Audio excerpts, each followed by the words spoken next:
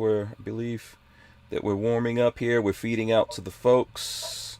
I think I see everyone out there. All right, let me start this off by reminding everyone to go to hankstrange.com, sign up for the email list. That's a very important thing to do here if you want to know how to follow us when we talk about different things here. If you guys want to see ways you can support us, there's links at hankstrange.com, so check that out. So, for example, you can save yourself. You actually can save yourself some money. You can get 2 free months if you use the code HANK at US Law Shield.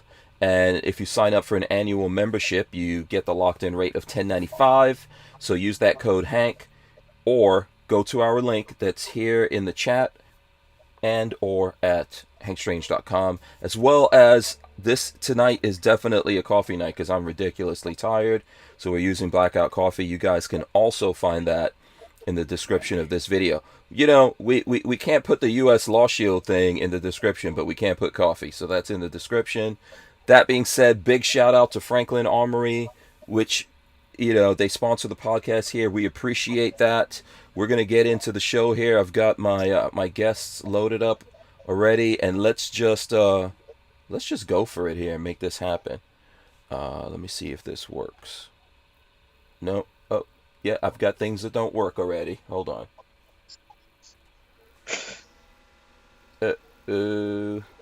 Okay.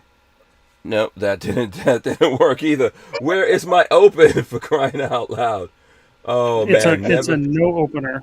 Never update the software, and then don't I did the software update and it blew out my opener. All right, the Hank Strange situation brought to you by Franklin Armory. We're just gonna move on, guys. We're just gonna move on. Make sure you smash those thumbs ups and ring the bell. This is episode 825, and the title is Whammy Gunslinger. So we've got Gene of Whammy Gunslinger here joining us. There he goes. What's up, Gene? How's it going, man? All right, going all right. Yeah, I'm still looking around for my opening thing, which I don't think I'm going to find it at this point. We also have Rob Mcnealy of TUSC. Rob, what's going on? How's it going? What's going on? I had to like turn my hat around so I can be cool too. I want to be cool.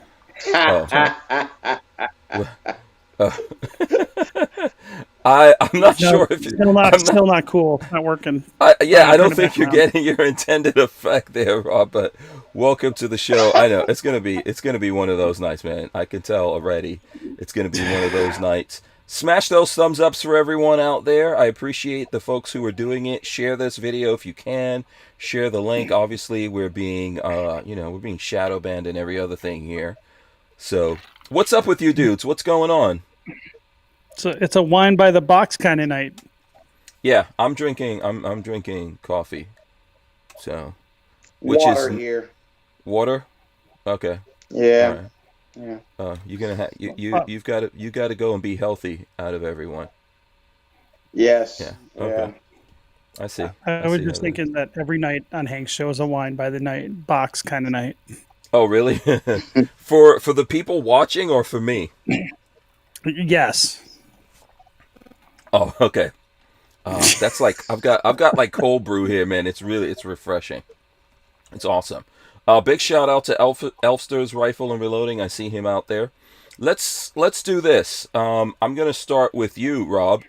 Obviously, you're from TUSC. TUSC, the Universal Settlement Coin, sponsors the podcast here. Do you want to explain for some folks out there that may not know what TUSC is, what it is? Sure. So we're a blockchain-based payment system that's focused on marginalized industries like the 2A industry. And our job is to use cryptocurrency to protect gun retailers from being deplatformed. Absolutely. There you go. Very, very easy. I don't know. Gene, you said that you've looked them up a little bit. Do you have any questions about TUSC before we move on to Whammy Gunslinger here? I'd rather afterwards just get my fill out the way, and then I got a lot of questions. My first company was credit card processing, so I know a little bit about about the high risk processing world. So that's very interesting what he's into. Okay. Well, Yeah. some cool updates about TUSC though, and actually I want to talk about some NFT stuff, which is even crazier than just regular crypto, right? But so we just went live with our rebuilt wallet. It's the alpha that released today. So we just finished our hard fork, and for non-crypto people, a hard fork is a big, giant pain in the butt upgrade to the protocol to allow new functionality and new bug fixes. We just completed that, and then we just rebuilt the front end wallet, and we went live this morning with that. And so that's a big bunch of milestones for the project. So so one of the big functionality upgrades we'll have eventually is that if you think of a blockchain, kind of like a database, we just updated our database to be able to do more things, like have other people be able to create NFTs on our blockchain. There isn't a marketplace to do that yet, but that is coming. And so we're excited that we finally got through this. This hard fork process was about a 3.5, 4 month process. And so we just literally came back live today. So I'm super excited to really start getting back into the trenches and really growing the project. Okay. Sweet. Yeah, so I'm assuming just really, I'm just trying to really good things for TUSC in general, and then some added features coming down the line, right? Not necessarily Correct. there yet. Okay. Correct. The functionality on the protocol at the base level, we've added a lot of functionality. Now it's up to people to build front end software to utilize that functionality, and we're already working on some ideas and some partners to do that over the next few months. So there's a lot of stuff coming, but just understand that we went through a big upgrade. We got a lot of new functionality coming, and it's a big deal. That's, if you take anything from it, that's what it means. It gives us a lot of potential opportunity that going forward for the project. Okay, cool. And then let's get Gene to explain to the folks out there, if they don't know, what is Whammy Gunslinger? What's the whole thought behind that?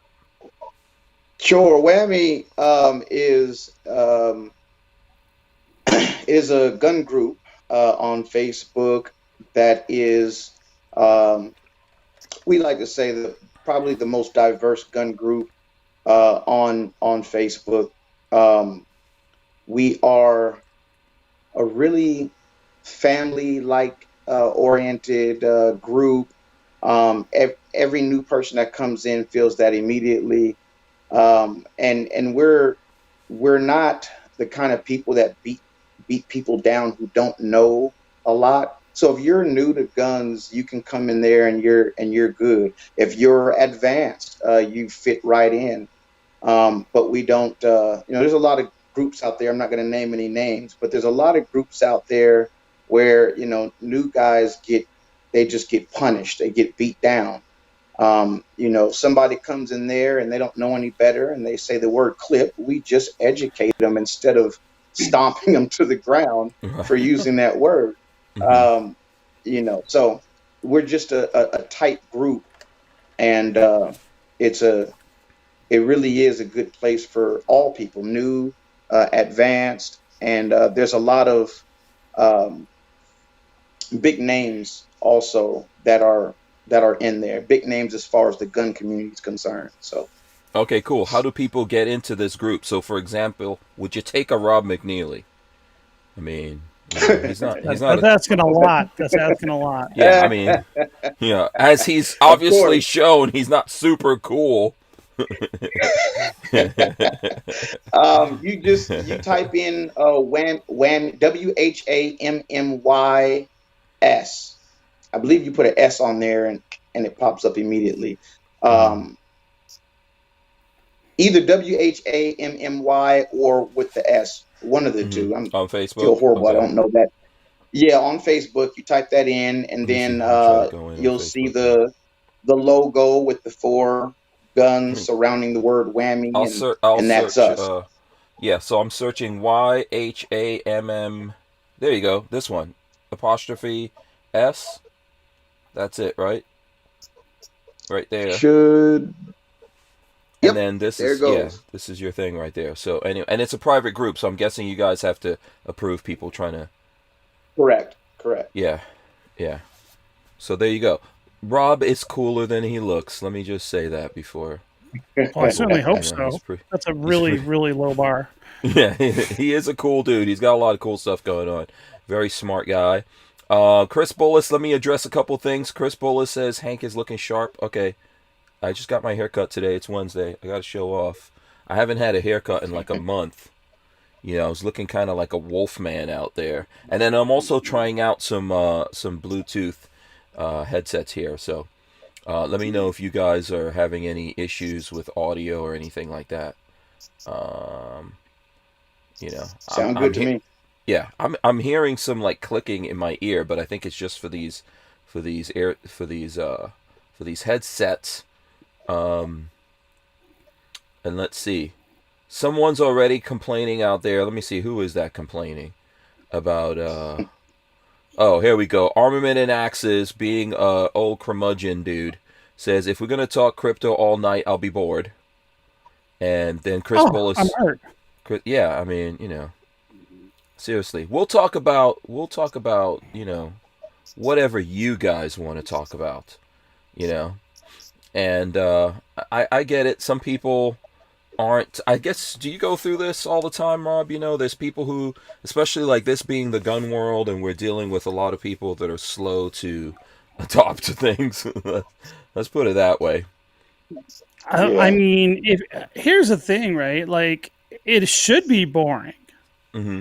I mean, can you imagine if we talked about merchant processing and Venmo all the time? That would be awfully freaking boring. Mm-hmm. So, and if you're not, if crypto doesn't solve a problem for you and you're not an investor in crypto and the crypto world is just something you've ignored, yeah, you'd be bored out of your mind. Absolutely. And I think that's probably correct. Like, I'd be bored out of my mind too. Like, if you wanted to talk about Venmo all day, I'd be like, But I think that's how we sometimes get in trouble, even like when it comes to politics, right? No one wants a boring president except me. I don't need my president to be some super exciting dude, Things that are important, I don't need them to be super. I can find excitement in my life to carry me through. When it comes to stuff like, I don't want the outside world that hates us to cut us off financially at the legs and cripple us so we can't do what we need to do. I think I need something boring, that works to help with that situation. You know what, Hank? I got a bone to pick with you. Uh-oh. Oh, boy. you're in trouble. Yes, indeed. Yeah. Yes, Yeah. indeed. Uh-huh. Yeah. Now, was it wait, the other okay, day when okay. I went to the Oh, store boy. and I said, should I get it or not? Now, Oh. Springfield, I feel you on that, man. Like, Springfield, I really do feel you. That's why I don't have any Springfields, because I was like boycotting them for a while, but this I've been waiting for a long time, and like I had to just cheat and go this route. But the What bone is that I have it? to What pick did with you what did is you get from Springfield? Just let's like keep XD. everyone. Okay. Let's keep it. That's right. So what I Uh-huh. got from Springfield is the brand new XDM 3.8 Elite in 10 millimeter. Oh, okay. And All Hank right. All said, right. Hank said, he said, You asked about I a just, holster. You asked about a I holster, did. right? Okay. Okay. I did, but I'm not talking about that moment though. I'm not talking about Oh. on Whammy. I'm talking about it was a few days ago, and Walter and what's his name was on, Mm-hmm. and you said when I asked you about getting the gun, you said I don't. You said something about I don't like that everything is 10 millimeter. Yeah. Something like that. Well, everyone says they want. This is one of the everyone's like, oh, I want everything to be 10 millimeter, this in 10 millimeter, that in 10 millimeter, and then people ask for that and then don't even freaking buy it. I thought I this was hear not a you. sexual show. Huh? It's I not a thought what this show? wasn't a sexually oriented show. Oh. You keep talking about your 10 millimeter. Yeah. Well. I guess I yeah. am so, but That's the anyway, thing. I am. Uh-huh. I'm a He's 10 millimeter ignoring it. freak, man. No, I'm You not can't ignore ignoring it. I it. I'm love not 10 millimeter. ignoring it. Yeah. You, Can't but ignore it. but yeah, I'm trying to you translate know, 10 millimeter to inches. Hold on a second. Before I You're not say gonna like anything, it. I'm trying to Google translate how many. My my my freaking thing is not. This thing is not responding, so I'm trying to look that up. See how many inches in 10 millimeter. It's It's gonna not take a looking little good for you, while. buddy. Yeah. It's not. Okay, go ahead. I'm sorry. Okay, go ahead.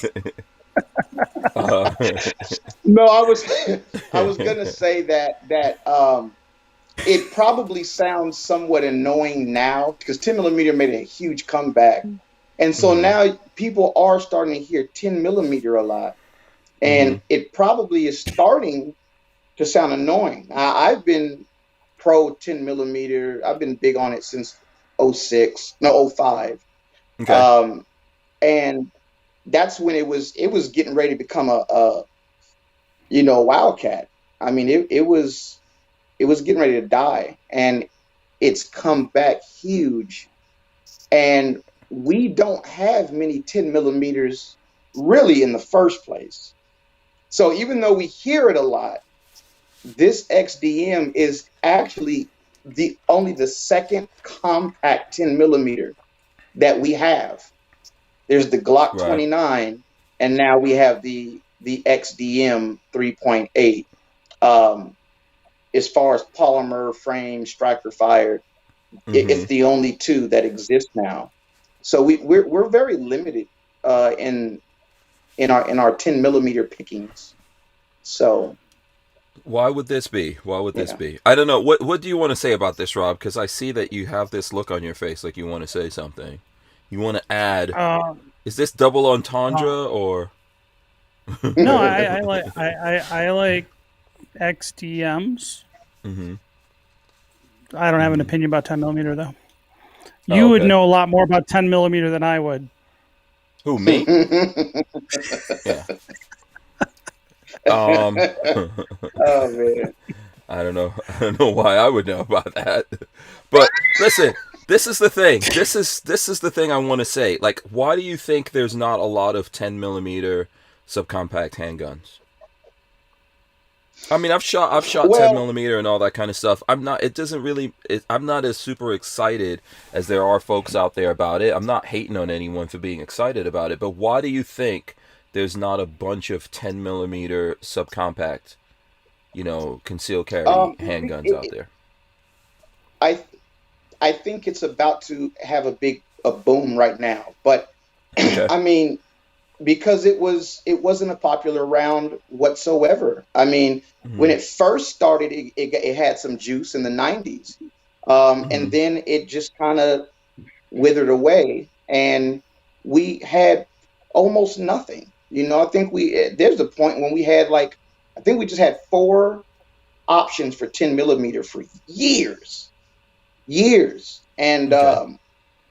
finally, we're starting to get more. It's starting to get a lot more popular. I Mhm. mean, the aftermarket community just 2 years ago um, made the 30 round mags for the Glock 10 millimeters. Just 2 years ago, Mhm. that tells you it wasn't popular at all. Now, why? Why isn't there any? I think first of all, 10 millimeter. Uh, it's the 357 Magnum of the semi-auto world is what it is. Okay. Jeff Cooper knew what he was doing, you know. Okay. And so it took a while. You had the 40 caliber, which for a while 40 caliber was the leading, you know, in that area. I mean, that's where 40 caliber came from. And so I Mhm. think we had, the Glock 27. We had other subcompact and compact 40 caliber guns, and that ruled the gun industry. Now Is that this 40 like a caliber is is dying. this a knockdown, like quote unquote knockdown power conversation? Or situation that people No, no, no, no, are no, no, getting no, no, no, crazy about no, 10 no. millimeter? Because Or first of hmm all, that's not really a thing. hmm Um, but now that 40 caliber is dying, 10 millimeter is rising. okay, And so it's very you can take a 10 millimeter and you can do anything from self defense from people, self defense from animals. hmm It can do it all. And that's what I like about it. Now, it's not for hmm everybody. hmm Neither is 357 Magnum. okay, That's where a lot of people, when they bought 357, they really used 38 specials, right, because less recoil and usually cheaper, but and it was good enough. hmm Um, but the truth is, no other caliber and handgun caliber had a better hmm one-shot drop statistics than better than 357 Magnum. Not one. And 10 millimeter is almost identical as far as ballistics is concerned to 357 Magnum. has the FBI done some like 10 millimeter stuff like they've done with other calibers? Because I don't know, I don't follow it that closely enough to, and I'm a 9 millimeter Yeah, guy, so now anything outside of 9 millimeter is just going into the fun gun category as far as I'm concerned right now. Although I like 5.7, but I mean, it's not. I'm not a fan of 5.7 because of what I think typically people out there would be fans of the 10 millimeter over, right? I like it because it's a fast round that could punch through armor and stuff like that, and the 5.7 pistol to me is cool, lightweight. It's a full size kind of thing. I wouldn't necessarily be carrying that all the time, but I think it's something cool to have around, and I get it if it's the cool factor. What I'm wondering is how popular 10 millimeter is for people to carry. Obviously 9 it, millimeter won the carry wars over the Glock 40 people or the 40 cal folks. yeah, In my and opinion. that's In my opinion. fairly. No, that's a fact. It's a Mhm. fact. Mhm. And let me see. To me, it's fairly new, right? Because Mhm. I've been guns my whole life. So, 40 caliber dying is fairly new in my eyes. Like it Mhm. started dying, and I believe in like 2014 is Right. when And it really I'm started not saying dying. 40 caliber is dead. There's still a lot of people that buy 40 caliber guns There and all are, that kind yeah, of stuff. It's just, yeah, absolutely. but I think that argument's Um, settled. Yeah, in my opinion. Rob, you seem like this well, is totally as far boring as to you. what? Rob, you got no No, opinion on because this, right? no, I have opinions because here's the problem. Mhm. Of my collection, I actually have a Springfield in 40. And it's interesting with a lot of the gun groups, they like haze 40, they haze XDs, and it's not Yeah, my only gun, it's not my only brand, but I Mhm. actually like my XDM 40 a lot. It's a nice. I got a right, powder rigger. I got a powder reverse trigger in it. Got some Okay. tritium night sights, and I like my 40. And I Mhm. probably carried that 40 more than anything else that I carry, even my Glock 19. Um, I'm not a bigot on brands. I think they both have purposes, but I've never shot a 10. So I don't really know. I thought the 40 was kind of the compromise between I thought, there was an argument between 9 millimeter and 10 millimeter, and the compromise was 40 caliber. So I don't know. Okay. But Mhm. so many people hate on 10 and 40 Mhm. now, and they just go with 9 millimeter. So it's like I don't have a strong opinion on it because I'm not a gun bigot or a caliber Mhm. bigot for that matter. So I'm just neither am I. have it all. Yeah, Mhm. Yeah, for me it's not yeah. I'm not saying it shouldn't exist or anything like that. I'm just saying from my point of view, I'm just a 9 millimeter kind of person, and I don't really I think that there's when okay, I'll tell you guys exactly what I see from when companies come on.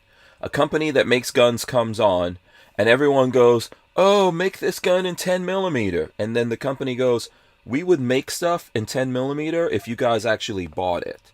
And I think there's some things that people say they want, and they ask companies to make this and make that.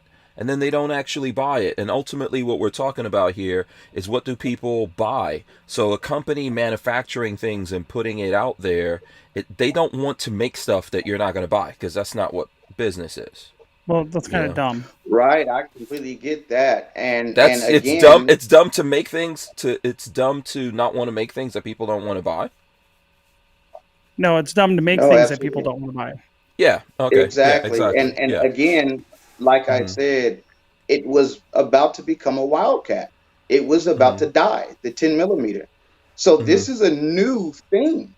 10 millimeter coming up now and becoming more popular. This is new. This isn't, Mhm. it's not like it's always been this popular thing. It's brand new. And that's why we're just now getting something that we never had before in 10 millimeter. Hank, I carry 9 more than anything. I Mhm. carry 9 70% of the time. But I love 10 millimeter because really 357 Magnum is my favorite caliber, honestly. Okay. And FBI did all the data on that, and we know that 357 Magnum is better at being the man stopper than anything, as far Mhm. as one shot drop. But and period. But now we have that in a semi-auto you know platform. And that's what Jeff Cooper was trying to do. He wanted to get a 357 Magnum power in a semi-auto. He did it. It kind of was a thing, and then it started dying, and it was almost gone.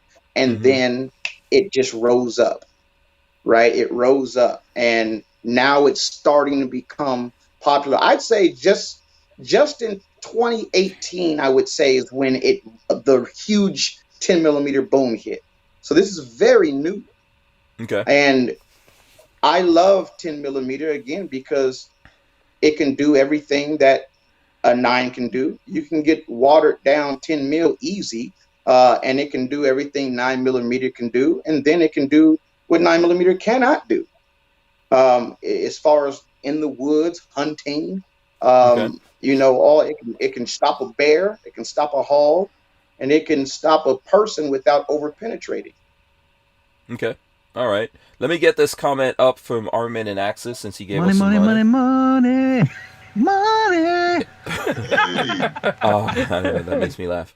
Okay, Armin and Axis says Smith & Wesson created the 40 Smith & Wesson from the FBI downloaded 10 millimeter. What was this? FBI wimps couldn't handle full power 10 millimeter. Sonny Crockett carried a Bren 10 Miami That's right. Vice. So there you go. That's right. Um, yeah, okay. I mean, Miami Vice was a show that was scripted. And it's cool. It's cool. I'm not trying to It, say it's it, not cool. it was real. That was a It was reality real. show. Mr. Lovell says, I love my Glock 20C. Okay. And Yeah, yeah. Lola wants to know what gun brought 10 millimeter back. Okay, you guys could tell me. Ooh, ooh, that's a good question. Yeah. Look, this is like the Boy, bullpup that's a thing. good I like question. bullpups. Most people out there don't like bullpups, right? So I put it in that category right now. Like I love I Yeah, love a and, bullpup. and Even I a love bullpup. ridiculous, yeah, even a ridiculous one. I'm like, oh, cool, bullpup. So The yeah. Lola, problem, I'm going to say, Hmm. oh, this is hard, but I'm going to say that the the Glock 40 MOS gave it the last kick it needed to become what it's becoming now. Before the G40, it was still, getting a slow rise. But I think when the Glock 40 MOS, can I show guns on here? No, you cannot. No. Okay. Sorry. Yeah. Okay. Yeah. So, Right. so you Yeah. don't want to Just show your the 10 millimeter G40, off, is what you're saying? which is the 6 inch I was just about to press the barrel. button on him. I was just about to press the button.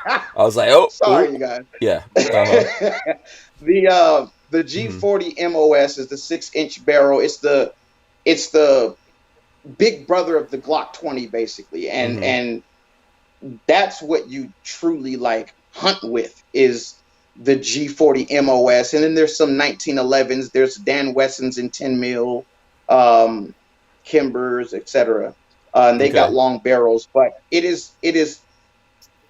Let me tell you, in Alaska, Mm-hmm. 10 millimeter is everything, right? Okay. Because they deal with large animals a lot, and at any point in time, a bear can walk up on them. And Mm-hmm. so 10 millimeter is hugely, massively popular in Alaska. And and that's the reason why, right? It really stops those big animals. But it is it can do it all, so you can get the ammo that's watered down, that only gives you like 505 foot-pounds of energy, that's not going to over penetrate, and it's going to do anything that, like I said, that 9 millimeter can do. The only negative to that, right, is the fact that there's more recoil. Mm-hmm. Right, it's Okay. it's the same amount of recoil as you get out of a 357 Magnum, and 10 millimeter is not for everyone. Absolutely not. Yeah. I would say that probably 60% of people could not accurately shoot 10 millimeter. Yeah. I might be I wrong think I about that number, but that's I how I think feel. Razor JB is saying now how many can actually shoot 357 Magnum or 10 millimeter accurately on flat range, let Exactly. alone under stress. I think Rob, you wanted to make a point. No, No. I No. Oh, you had something to. love Oh, you don't. Okay. Rob. K&M Arms says Bullpup rocks. Okay, there we go. so I the I agree. Um. think I can say a bullpup comment. I like bullpups, but I think Mm-hmm. most people don't like the triggers. I think that's like the big hang up for a lot of bullpups is they Yeah. got some gangly trigger mechanism thing, and just the triggers kind of suck on them. I think yeah. I Yeah. think especially in the past, I think the older bullpups that was the problem, because you have like linkage that goes back. So there's a linkage from where Yeah. you're pulling the trigger. There's linkage going back. So you have to pull on that, and then this whole piece of metal in there is moving before you get what you want out of it. Um, but I think that's a thing of the past. If you look at newer bullpups these days, the triggers are a lot better, and then the Yeah. M17S that K&M makes has one of the best triggers that that I've ever pulled multiple times on a bullpup. So Yeah, I agree with that. Yeah. yeah. So Yeah, K&M but says let's who talk was that who triggers. There made you go, that triggers. comment? Hmm. Who was it that made the comment that who can shoot 10 millimeters accurately? He's dead on. Razor That JB. that yeah, that he's Hmm. dead on, and that's why it's not for everybody, man. It's not. I mean, there's just like even with for instance like hunting, right? Uh, Hmm. some people 300 Win Mag is too much gun for some people, Hmm. and they go 270, Yeah. right? Or 7 mag. It's That's how it is. I mean, that's why we have the variety that we have in the gun community. It's great. He's Yeah. That absolutely right. 357 mag and 10 mil. It's not easy to control if you don't know what you're doing or not practicing it. Okay, go ahead, Rob. But I was just gonna say that's why some guys have to sit when they pee. I think Oh Rob my is god, just that was the greatest comeback ever. Rob Yes. is just in a mood. Oh, I'm gonna take this clip and post. Oh, this is gonna be great. He's just in a freaking mood today. He's just in a mood. Okay, Razor I love JB it. says social media presence of presenting new firearms for hunting and semi custom 1911/2011 makers brought back 10 millimeter, not any one gun. I So agree there you with go. that Hmm. absolutely. Yeah, yeah, Hmm. yeah. That's the truth about it. But I was trying. That's why I said it was difficult, that question she asked. But I thought maybe, yeah, I feel like it gave it a extra boost from what I've seen, at least in Hmm. the gun community. It gave it that last little kick in the back. But I Yeah. agree with what he's saying, and Yeah. no single one did And that. at the end of this stuff, I think a lot of things are just opinions. So if you ask me my opinion of something, I'm gonna tell you. And that doesn't, like, I'm not, sticking to every single opinion that I have. Some I won't come off of, but it's just, if someone asks me my opinion at the time, it's what I think. And I really, I've shot 10 millimeter and looked at it and talked to companies and talked to people. I realize that there's folks out there that really like it, but yeah, my opinion is. But do you Why? have a Right? 10? Just Do you own a? nine Do you own millimeter a does 10 the mil? job. The only 10 millimeter that we've actually owned, and I don't have it, Walter has it, I gave it to Walter, is the 10 millimeter from High Point, the 10 millimeter Oh carbine. yeah. And I Uh like huh. that. I like that. There's other 10 millimeters that I've shot, like handguns and stuff like that. I didn't really like them. I thought they were just too snappy and all that kind of stuff. And it's Right. just like, okay, I don't know what the big deal about this is to anyone. I do like the carbine, but of course we put a bullpup kit in it, so I mean, Yeah. that's where we're at. Yeah. For some people, recoil's nothing. I mean, I was 8 years old when I first shot 357 Magnum. Hmm. So recoil's not. I'm not sensitive to recoil. I'm not saying you're sensitive, but I'm just saying. Uh huh. I guess No, just go ahead. I'm. Yeah, you and Rob just like line up your arguments or whatever, man, and just go in there. Whatever. I actually kind Yeah. of enjoy recoil. But Listen, some of us, He likes it some rough. of typically. us, some listen.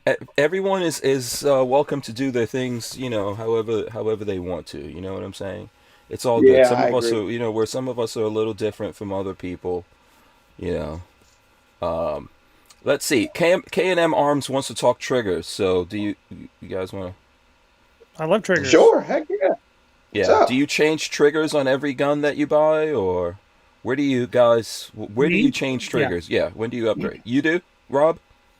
Yeah, the two first things that I do to any firearm, pretty much, at least rifles, trigger and muzzle device are the first two things, then optic. Okay. All right. Interesting. Interesting. So even if you bought like an expensive high-end gun that supposedly comes with a good trigger or a great muzzle device, you'll still change it. Well, I'm not going to like say 100%, but Hmm. I generally don't buy high end guns. I build them. Okay. So I'm my latest build. I'm doing like kind of a bolt action 1022 with volts quartz and summit action. I like rimfire, Hmm. Hmm. and We. I'm gonna put it. I'll put a kid trigger in. A kid triggers, in my opinion, are the best 1022 trigger. But Oh, those really? triggers are like Okay. 260, $270, Hmm. and you can go buy Yeah, like an actual whole 1022 for the price of that trigger group for that. that's right. But Yeah. so Yeah, I mean, there's expensive 1022s out there. mm, absolutely. dude, yeah, Yeah. my 10. I got several 1022s that are like definitely hitting the $2,000 range. Okay. Yeah. Man. Yeah. You can get crazy with a 1022. And I love, I love 1022s myself, man. I've got integrally suppressed barrels, all kinds of craziness.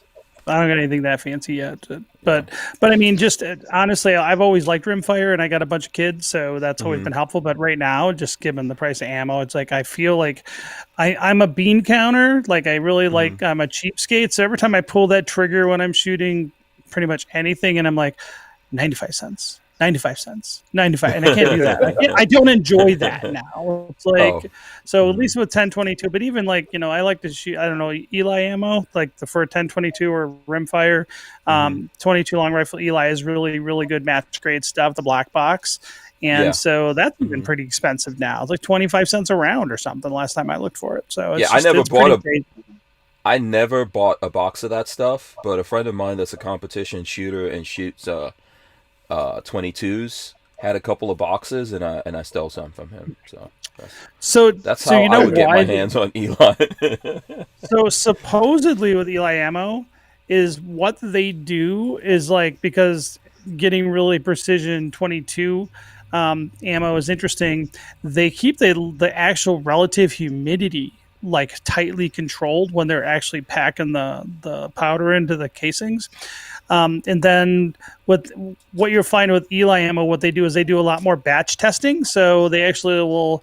What they do is they see in a batch how many are duds, and then they basically rank their boxes and the color of their boxes based on how many kind of duds or poor performers are in a batch, and that's how they decide sometimes which box they're going to go in. Interesting. Okay. Okay. I see. Yeah. So what about you, Gene? Where are you at on triggers? You're a trigger snob like Rob over here? Got to got Um, to upgrade every trigger. Can't, no, definitely not. Okay. But I do. modify some triggers. Mm-hmm. When it comes to Glocks, let's just say I have somewhere between 6 and 10 Glocks. He doesn't know. Only 3 of them. Yeah, yeah. Thanks, Rob. I appreciate that. What the hell does that mean? I have somewhere between 6 and 10. What is that? Only 3 of them have modified triggers. Okay. Okay. So Okay. the rest are I leave them factory, but so I don't know. Maybe that kind of helps with how I look at it. My Browning Max long range, I'm going to swap out that trigger for sure, because it just kind of sucks. It's like a 4-pound trigger on a nice rifle like that. It shouldn't be that high, but I'm going to change trigger on that, and then my AR. Eventually, I'm going to probably change the trigger on that.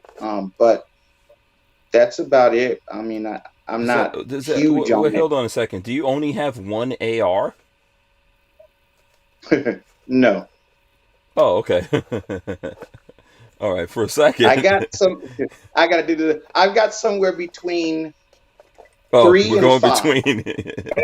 Yeah. Gene is answering. He's answering all these questions like it's going to the FBI. I have between. Wait, did Rob freeze up? No, Rob's there. Like the FBI is watching Rob, this. What happened to the hat backwards, man? What happened to the hat backwards? No, he gave up on that one. It didn't work. Yeah. I failed at the hat backward thing. Okay. So the guy who prompted the trigger talk, is he associated with the trigger company? No, that's so Ken from K&M Arms he owns it's a small company, but he makes a bullpup. He makes a M17S bullpup. He's in Arizona. So he is a firearms manufacturer, and he's got some really cool guns outside of the. Yeah, he has a big bullpup collection. I met him years ago at the Bullpup show that used to be in Kentucky. Is that kind of like the old the Bushmaster from like the 90s? Is that what that is? Yes, M17. Yeah, M17S. Yeah. So Ken makes those. So Ken, if you have the old school classic ones, which I'm trying to get one of those, and you have issues with it, Ken is actually, I think Bushmaster refers people even to him when they have problems with those. But then he fixed a lot of the things going on with that and made an improved version that you guys can find on K&M Arms on his website if you check it out. So my best friend when I was growing up had one of those, and then we just thought it was all goofy because the trigger sucked. So it's like, but they're very rare now. I like you can't find them anywhere, and so it's actually they're pretty cool. They're pretty cool. Yeah, they are. Have cool. you? What's up? Have you heard of or shot the Bullpup handgun? Yes. Are you talking about the one from what is that? Texas the original company? was Boberg XR9, and then he sold it to Barnauls. Yeah, the Bond 9. Yeah, I have one of those. Yep. Okay, yeah. It's pretty that's cool. Pretty cool design. That's the guy who made that is a friend of mine. He's in Whammy. He's a really cool, humble The original guy who designed the Boberg dude? Correct. Oh, the Boberg dude is in Whammy. Okay. Yeah. Oh, sweet. Okay, cool. Yeah.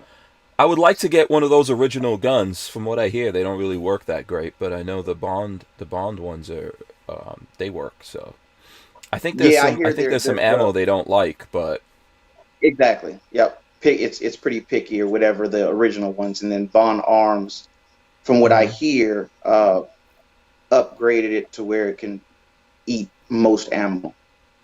Yeah, I think it's a pretty cool, I think I've got 2 Bullpup handguns. That, and I have the zip gun. You guys ever heard of the zip gun, the Zip 22?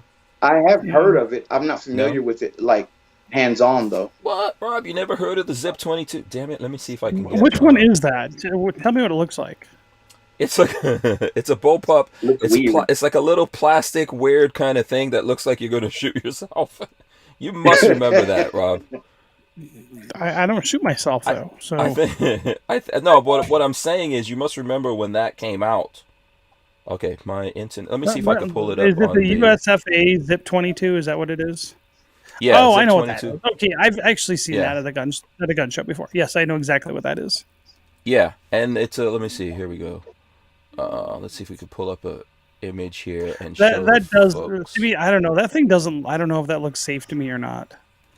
Exactly. Well, I think that was a. I think that was a big problem for a lot of folks out there. Uh, here's a good picture of it right here. And so they went out of business. This company literally went out of business. I don't know what this is. Is this fandom? Okay, yeah. So this company literally went out of business, but I think it's a collectible thing. So, and I like bullpups. Bullpups is what I collect.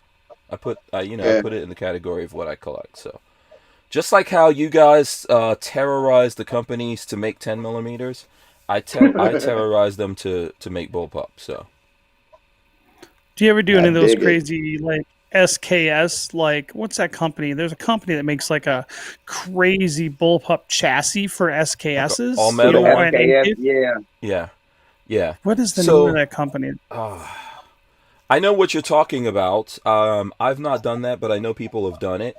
I'm not a big fan of doing bullpup kits. I like guns that were made to be bullpups versus the kits. I Although got I've done like there's some of those 12 gauge bullpup like for a Yeah. Mossberg or a Remington kind of kits. I've done Yep. that in the past, but I'm not like that's not stuff that I really want to collect. I want to collect purpose built bullpup. So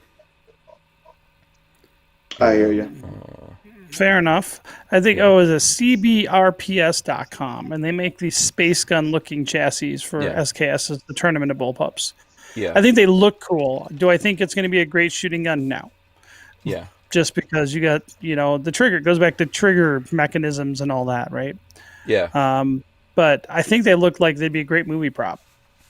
Yeah, so Ken from K&M Arms says that's why you don't have to change the trigger on my bullpup. Better than any other bullpup, even with an upgraded trigger that the others have. I do agree with it. The trigger in the K&M is actually an Elfman trigger. So Okay. it's actually an Elfman in there. But I think the thing about K&M is that there is linkage going back, but his linkage is actually sitting in a channel, so there's no flex. I think one of the reasons why a lot of those older guns, the triggers are so bad, or even the kits, is because there's flex in that linkage. So in his thing, it's sitting in a channel, but it's a good trigger in the first place. So the combination of those two, I think, make it a really good trigger. I would recommend people at least go out there and try it out. So, They Sweet. look really badass. So mhm. um, maybe if we do really well on our NFT drop next week, I can go buy one. Yeah. All right, so let's get in. Let's since you brought it up, I don't know, mysteriously. Like, was that like a really good segue or what? I just So first, you're gonna have to explain to some folks out there what NFTs are. I think we're just gonna have to start there. Um, um, digital Beanie Babies yeah, basically, what is it? Non fungible token. That's what tokens. NFT. Yeah. Yes, sir. Got it. So you're learning. This is why I like Yes. you, Hank. You are teachable. You Yes. can learn Well, things. So I good looked at a job. lot of videos. Search NFTs, and actually, for the folks out there who are interested, there's a very funny video from Saturday Night Live about NFTs. It's kind of like a spoof on Eminem, and I recommend folks out there check it out. But give the So folks out there a breakdown, though, Rob. So right now in crypto goes in waves of what people are excited about in this crypto space that we're in. And so the latest like wave of people getting super excited are these things called non-fungible tokens. And non-fungible token technology is what has me most excited going forward. But right now, people are selling NFT art, digital art that basically imagine you have a normal crypto token and then attached to that crypto token is a digital file. It can be an audio file, it could be a video file, it could be a picture file, an image file. And so people are selling out these NFTs. People are viewing them as digital collectibles. And then there are marketplaces. OpenSea is the largest. That's on the Ethereum blockchain. And OpenSea is like the eBay for these digital art collectibles that people are buying and trading. The thing with non-fungible tokens is that there's absolute proof of ownership, because the only way you can move those non-fungible tokens around is if you have the cryptographic keys to move it. Just like if you were moving Bitcoin or TUSC around a blockchain, you need keys to access that. And so NFT technology is really fascinating. And one of the things that we're doing with the TUSC blockchain and this upgrade we did is that I will say it's looking very likely that next year we will have an NFT marketplace built on top of our TUSC blockchain. And so I wanted to go through the process of what it would take to build an NFT drop. And so people are building and it's really kind of interesting. They'll do a drop of 10,000 images, but then they're randomly designed.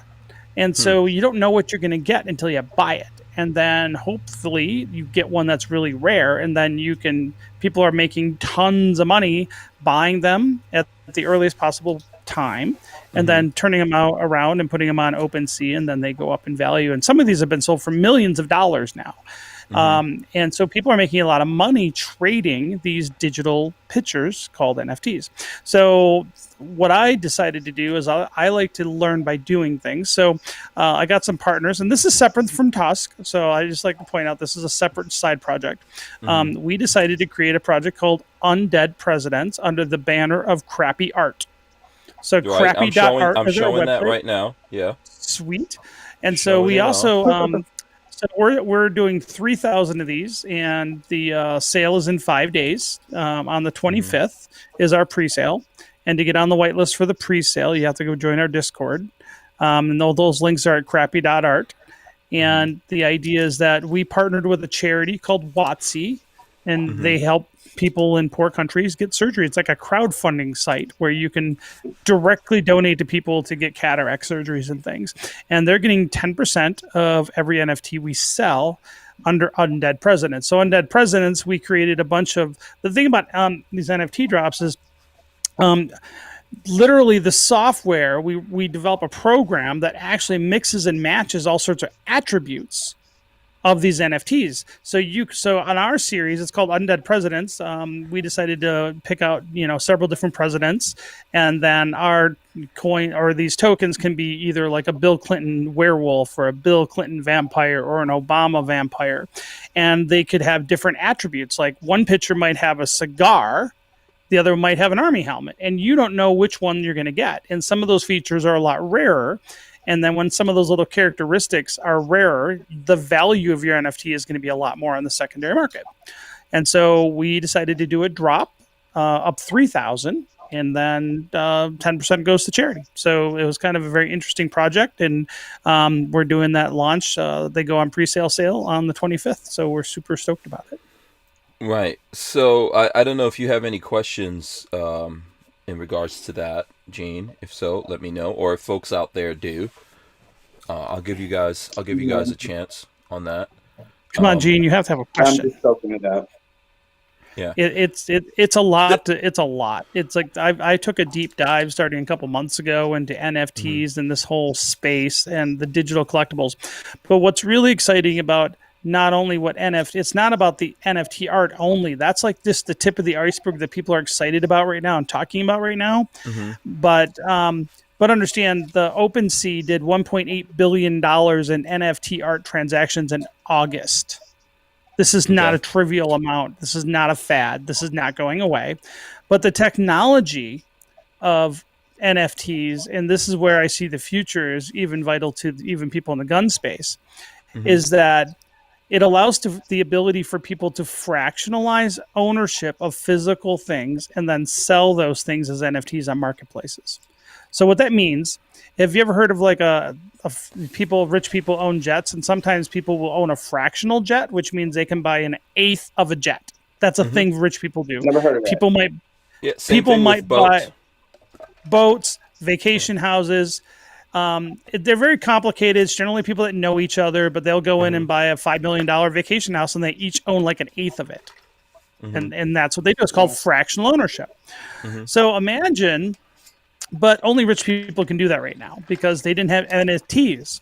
So what NFTs can allow for, and this will be the future, trust me, this will be the future. Regardless if you care about any of this stuff, this is going to be the future. Imagine if you had, let's say you're a rich dude and you owned a Mona Lisa type painting worth $1 million. But you don't want to sell it, but you want to get some money on it because you want to go buy a new boat to compete with Hank. And then what you could do is you could create 1,000 NFTs that represent 1/1000th ownership. Think of the NFT like a digital deed to own part of that Mona Lisa. And then you can go to an NFT marketplace and buy and trade that like a stock. And so two things that have never happened before. Rich people that own an asset like that never had the ability to have liquidity from it. Meaning that if you wanted to get money out of your Mona Lisa, you had to sell the whole thing. Because you could never really fractionalize that ownership. And the other part of this is average middle class folks now have the ability to invest in something like a fine masterwork piece of art. So imagine expensive violins. Now I'm just giving you examples of big ticket items, right? But this could be done with lots of things. So imagine you had a $10 million gun collection and you died. You could, for instance, create a little company that owns the gun collection, and then the gun collection, the ownership in that gun collection now is issued as NFTs, and now you can buy and sell a fractional ownership of interest in that gun collection. You could do think of like Stradivarius violins, fine musical instruments. They're $10 to $20 million. What if you got together with a bunch of investors and you bought a Stradivarius violin? And all the people that chipped in to buy it because they wanted to invest in it, but not one person could afford 20 million, but maybe they could afford 50 grand or 10 grand. They each get an NFT now representing ownership. And so as that violin goes up in value, everybody who holds that little NFT that represents the deed of ownership of that partial ownership of that violin now get a dividend, or their value goes up, or they can trade it and sell it whenever they want to. Middle class people, average working class folks could never do that before. Only rich people could invest in things like that. NFTs are going to open up what we call liquidity or access to the value in physical things that has never been possible technologically before. And this is the future. So there's trillions of dollars of value locked up into physical things that people can't access. But now with NFT technology, you will be able to unlock that value and trade it like stocks, and any everyday people can now have access to these investments they didn't have. Yeah. So let me just try to, I don't know if we could bring that into something that maybe folks out there can understand. So like in our gun world, right? T-shirts are a big thing, and people spend a lot of money on T-shirts, believe it or not, right? I mean, what's the average T-shirt that you're going to buy? Like $20 or something like that, maybe 15 to $20. So you buy a T-shirt to support a gun guy that you like. He makes a T-shirt. You buy that T-shirt. You wear it. You stretch it out. You wash it. It gets faded or whatever. It gets torn up and all that kind of stuff. This is a similar thing to that, except that gun guy might create some image that you think, oh, this is a cool image. Either something of a gun or something representing the Second Amendment or some kind of meme or something like that. And you could have this, and in the digital world you always have it. And the difference between that T-shirt that's devaluing and this is that, especially based on how limited it is, so just correct me if I say anything wrong or stupid here, Rob, that thing can actually grow in value. So maybe, I don't know, 10 years later, if you meet that gun guy, you can actually just take your phone and go, hey, by the way, I support you. Look, I own the blah, blah, blah thing that you did. But it could also become more valuable, is that wrong or right? Yes and no. Here, I'll add something. I'll add another layer of complexity that neither one of us talked about before.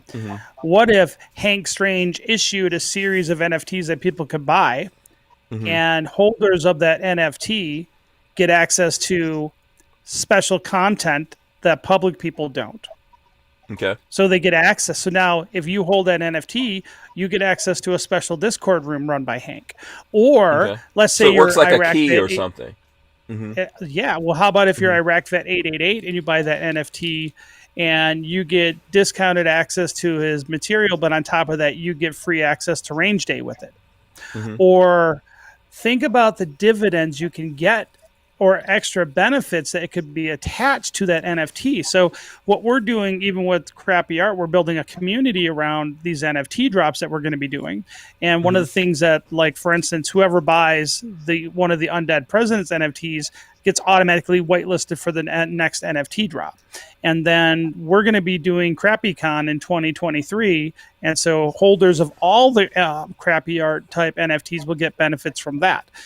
So the idea is, what kind of benefits can you assign to the holders of an NFT that get special privileges or special benefits long term being part of a community? And the sky's open. Like, you can do anything you want with that. So you could say, I'm going to issue a Hank Strange NFT with some custom art. And you can say, hey, I'm going to designate part of the money that we generate from selling these NFTs is going to go to a charity or what have you. And then on top of that, you get access to my private group or my private podcast, whatever that is. And then randomly one user out of that group that holds those NFTs might get a special airdrop or a special gift of free t-shirts in person. I don't know. You can think of anything you want around community building around NFTs. And so the sky's the limit on how you do that. So let's say this is using a gun for example again. Like, let's say the Walther 2000.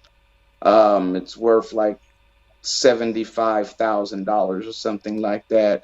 Let's say there's only 20 in existence and 10 get destroyed. Now the value of those go from 75,000 to 500,000. You've now invested in a physical thing that goes up in value rather than investing in a business. You're investing in physical items. Is that correct? Correct. I mean, that's a potentiality of it, right? It's I'm not already sure beginning. Okay, that It's kind already of stuff beginning. Yeah. I That- think but that look, you know what, it's the future. when people are facing new things like this, and honestly, NFTs are not new. They may be new to us, they may be new to folks out there. I think that Right. you know, when people are facing new things, they typically go, they make fun of it or whatever. I think a lot of that has to do with just not understanding or not wanting to take the brain to figure out what it is. So you get these kinds of reactions.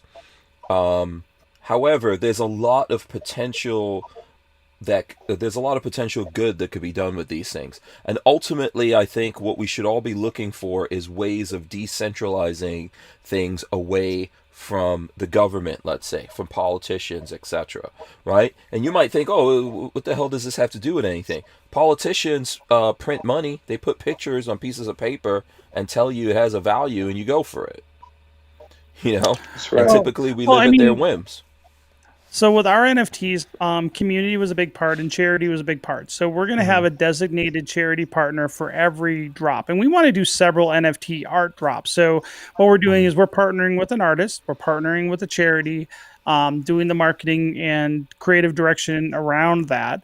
And then overall building a community around these different, crypto, we call them cryptographic generative NFT art.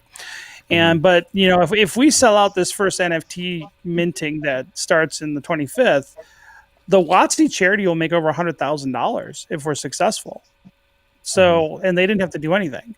And then on top of that, we're giving them several NFTs for their own long-term hold that if they do go up in value, which they might, they likely will, depending on how the market views them. And then that's long-term sustainable funding for a charity. And we're going to do that several times a year because we're doing some fun, cool art. And I think the art is the fun part. That's the thing that gets people excited about this new technology. But But the fractionalized ownership of physical assets, that is the bigger piece of the pie that people aren't really focused on right now. But Right. that to me is the huge opportunity here. Where is that going to be in 5 or 10 years? And I think it's going to revolutionize everything. So imagine, so here's another example. Now the laws will need to catch up to some of this stuff, but let's just say you want to start a barbershop or a restaurant in your neighborhood, right? You could literally crowdfund that restaurant. You issue NFTs to everybody who invested, and then depending on how much they invest, those NFTs might get them free food for a year or discounts for life or anything, because they're technically a stockholder, or they are, they're kind of a part of that organization. And this could be done on a very micro level. Let's just say you want to start a gun store, right? You could crowdfund with NFTs, or like, let's just say you are a gun store in a range and you want to crowdfund, you need a couple $1,000,000 to build it, right?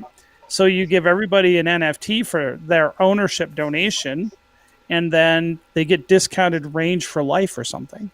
I mean, because then they walk in, they show their NFT, beep, scans. Oh, you're a member. Yeah. Thank you for supporting this project. Boom. I mean, that's what you can do with this, and that's what people will do. And I think the people that embrace that technology now are going to be made very wealthy long term, because you're getting in early and understand that's the trend. It's just fascinating to me what's happening. Yeah. Armament and Axis says, just remember, anything digital can be hacked. He says that's just his honest opinion.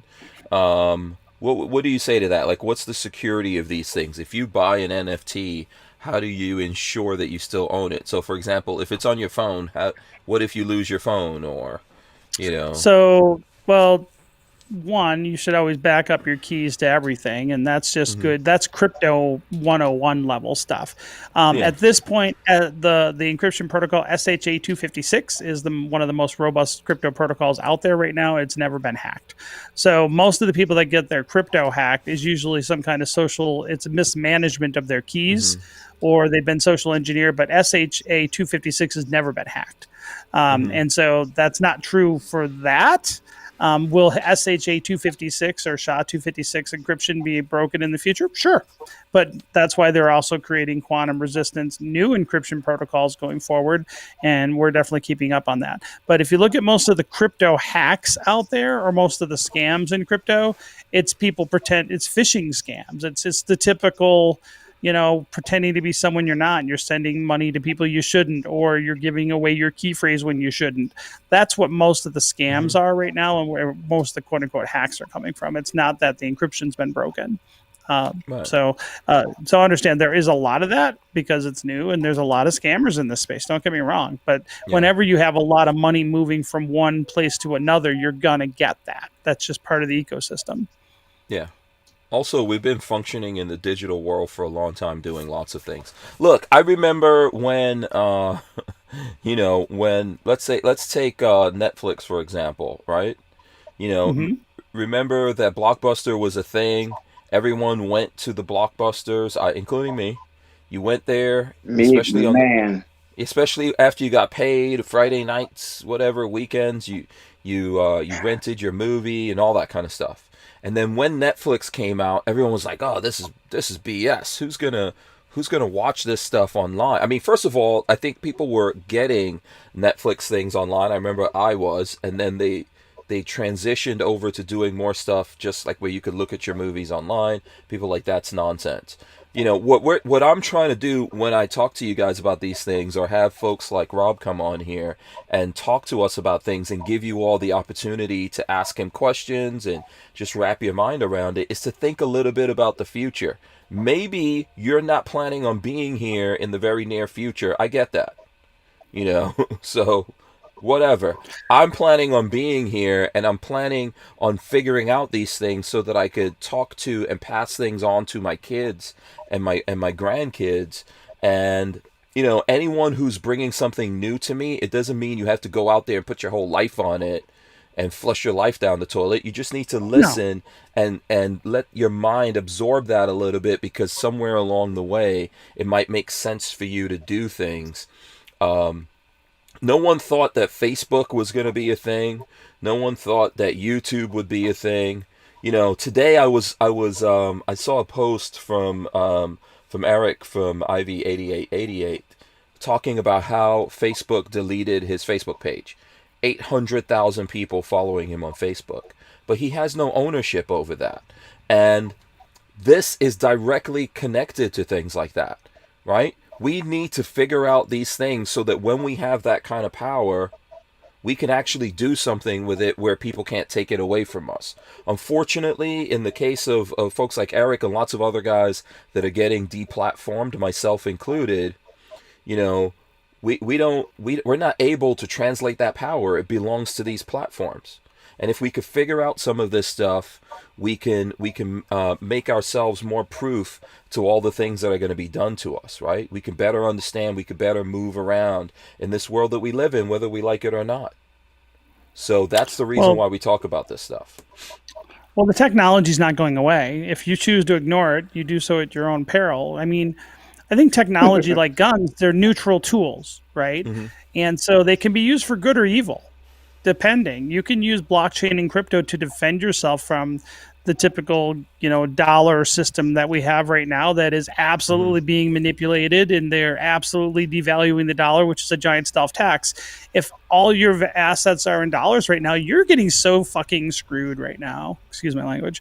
But honestly, and I'm not saying that crypto's everything. I'm saying is I think you should hedge. You should be hedging across, asset classes and technologies, and you should have gold and silver and cash dollars in your safe, but you should also have crypto and guns and food and put ammo. away and water and ammo. And it's like, you need to have all those things, in my opinion. So when I talk about crypto and I'm passionate about this, it's not because I'm only in that direction. I'm just saying is that this is something you shouldn't ignore. And there is a lot of ways to make a lot of money with it too, because it's early in a big transition. So right now, I think anybody who's been watching how much they've been printing for the last 20 years, but especially under the last administration and this administration, it's just absolutely insane what's happening. They're killing the dollar. And anybody who pays attention to that knows that eventually the dollar's just not going to work anymore. And what are you doing? I mean, you're already seeing in some cases price inflation this year in 20%. And it'll probably be a lot more by the end this time next year. What are you doing to protect yourself from that if you just have dollars? And I'm saying is you're getting screwed if you're only in dollars right now. And crypto is one of those things that, Bitcoin hit its all-time high today. And so the all-time high before today was 65. It's at right now 66, just over 66,000. It's this previous all-time high was 65. And so and understand that Bitcoin was 28,000 last December. So tell me where you're doing, and tell me how you're excited about your 7% 401k going up this year when I've more than doubled my money that I invested in December. Can I just say this? I think Appalachian Gunrunner says the most valuable thing you can invest is knowledge, which I agree with that. But to be honest with you, there's a lot of folks out there that don't even know what you're talking about when you say 401k. That's true. I'm sorry. Yeah. No, There's a lot of people out there that have no idea what that is. They don't know what a mutual fund is, I mean, and we need, knowledge is, I'm sorry, let me just say this. I always tell people that knowledge itself is not power. You need to have the knowledge, okay? Having a book is not power. You need to be able to read that book, understand what you're reading. If it's telling you how to do something, you need to know how to apply that thing and create an end result. And then when you do that, based on what your end result is, you need to be able to go back and examine and adjust and adapt. That is power. Amen. Yeah. Sorry, Rob. Go ahead.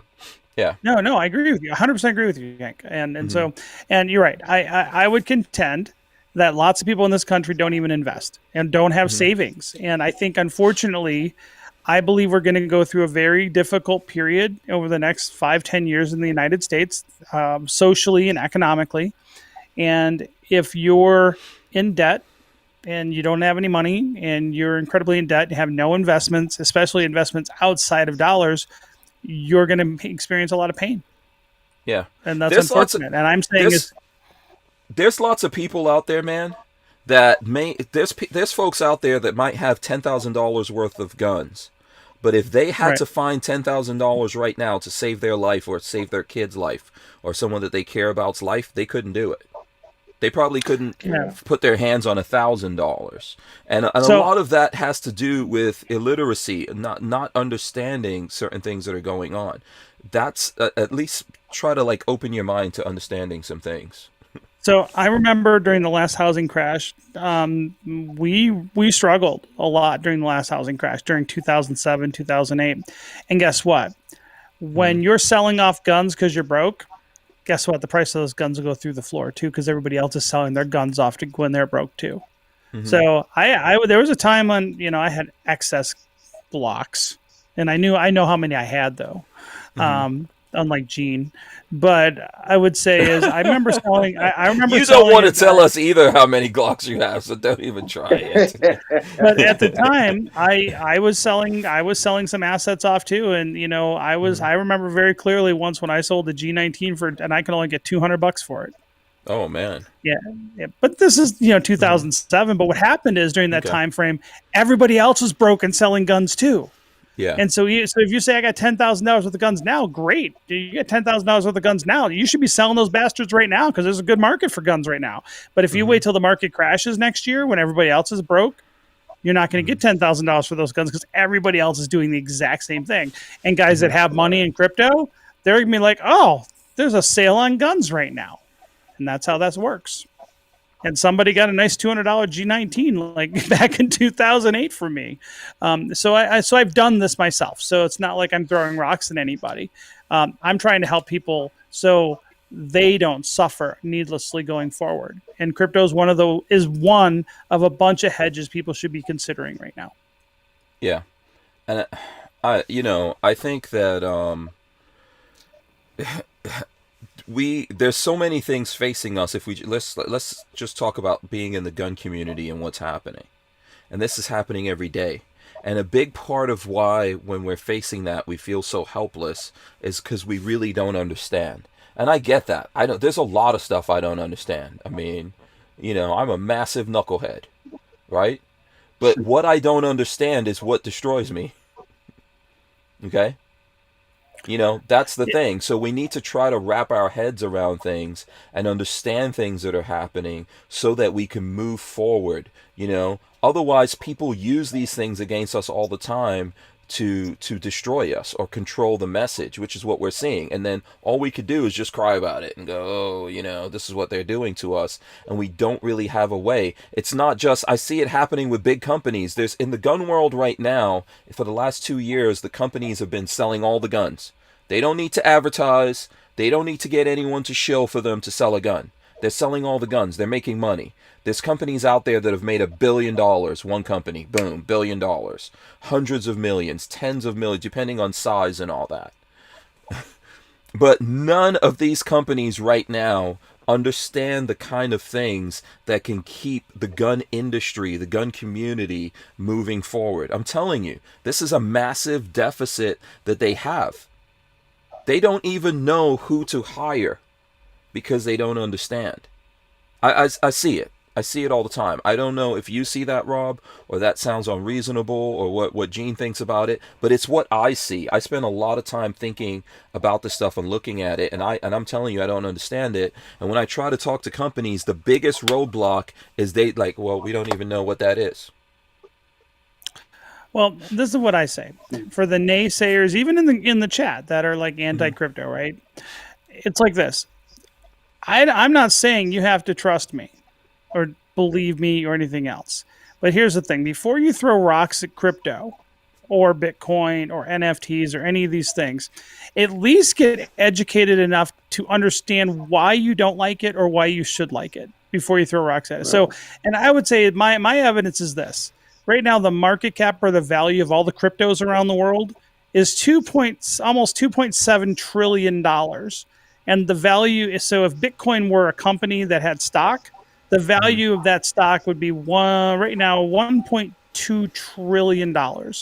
So regardless of what you think of crypto right now, understand that those numbers are hard money. That's true value right now. And that means that a lot of people have invested a lot of money into these things. So it's not fake, even though you might not understand it or like it, or the thought of it or what you think you know about it might not be great.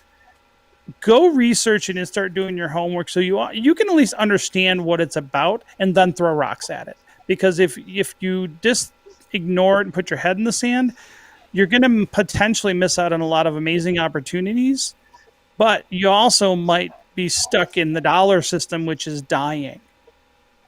And if you're stuck in the dollar system when it dies, you're going to suffer. Yeah. And I don't want to see people suffer out of ignorance. Most people of our ilk understand what's happening and go, these dudes are just printing money. Right? Like, I think everyone gets that. Tell me if you're out there and you don't understand that the administration right now, the administration before that, the one before that, the one before that, they've all just been printing money. But based on your politics and how you look at things, you for sure acknowledge that this administration is just printing money. Okay? The last administration, printed $10 trillion worth of new debt for the American taxpayer, and this administration probably double or triple that. And so the dollar's dead. Okay, it's dead. There's no way we're coming back from that. There's only one way this ends with the dollar, and it's not going to be good. And if you want to understand this, there's going to be people eating their pets. I believe that. And I like pets. I like dogs. But I think when the dollar goes belly up, a lot of people are not going to see it coming. They're not going to understand what's happening, and it's going to get bad. And I don't know when that's going to happen, but I can tell you at the rate at which they're devaluing the dollar through all this extra printing and borrowing, I can't imagine it's going to be not in my lifetime. And it might be very much sooner than the end of my lifetime. And so I'm just saying crypto is just one potential hedge. And I think you should look at it and understand it before you throw rocks at it. Yeah, I like the way that these things work, and I think there's a lot of potentiality in all of these things. Gene, do you have a question? I know Vanessa Kitty does. If you don't have one, I'll go to her. I want to reply to what Armament just said about wisdom. I was adding on to that. One that I always say is knowledge is knowing that a tomato is a fruit. Wisdom is knowing not to put it in a fruit bowl. Okay. All right. I get it. Vanessa Kitty has this question. If anyone has anything they want to add on that, we'll get it. Vanessa Kitty says, she says, and where do you store your crypto wallets? What tangible device do you have them stored on?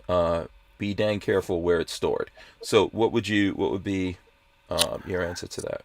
So there's a lot of options depending on the crypto, but so there's lots of, so that gets into this subject called crypto key management, right? So for every wallet that you hold your cryptocurrency in, there's a key for that, and you want to keep that safe because if anybody has a key, they can access it.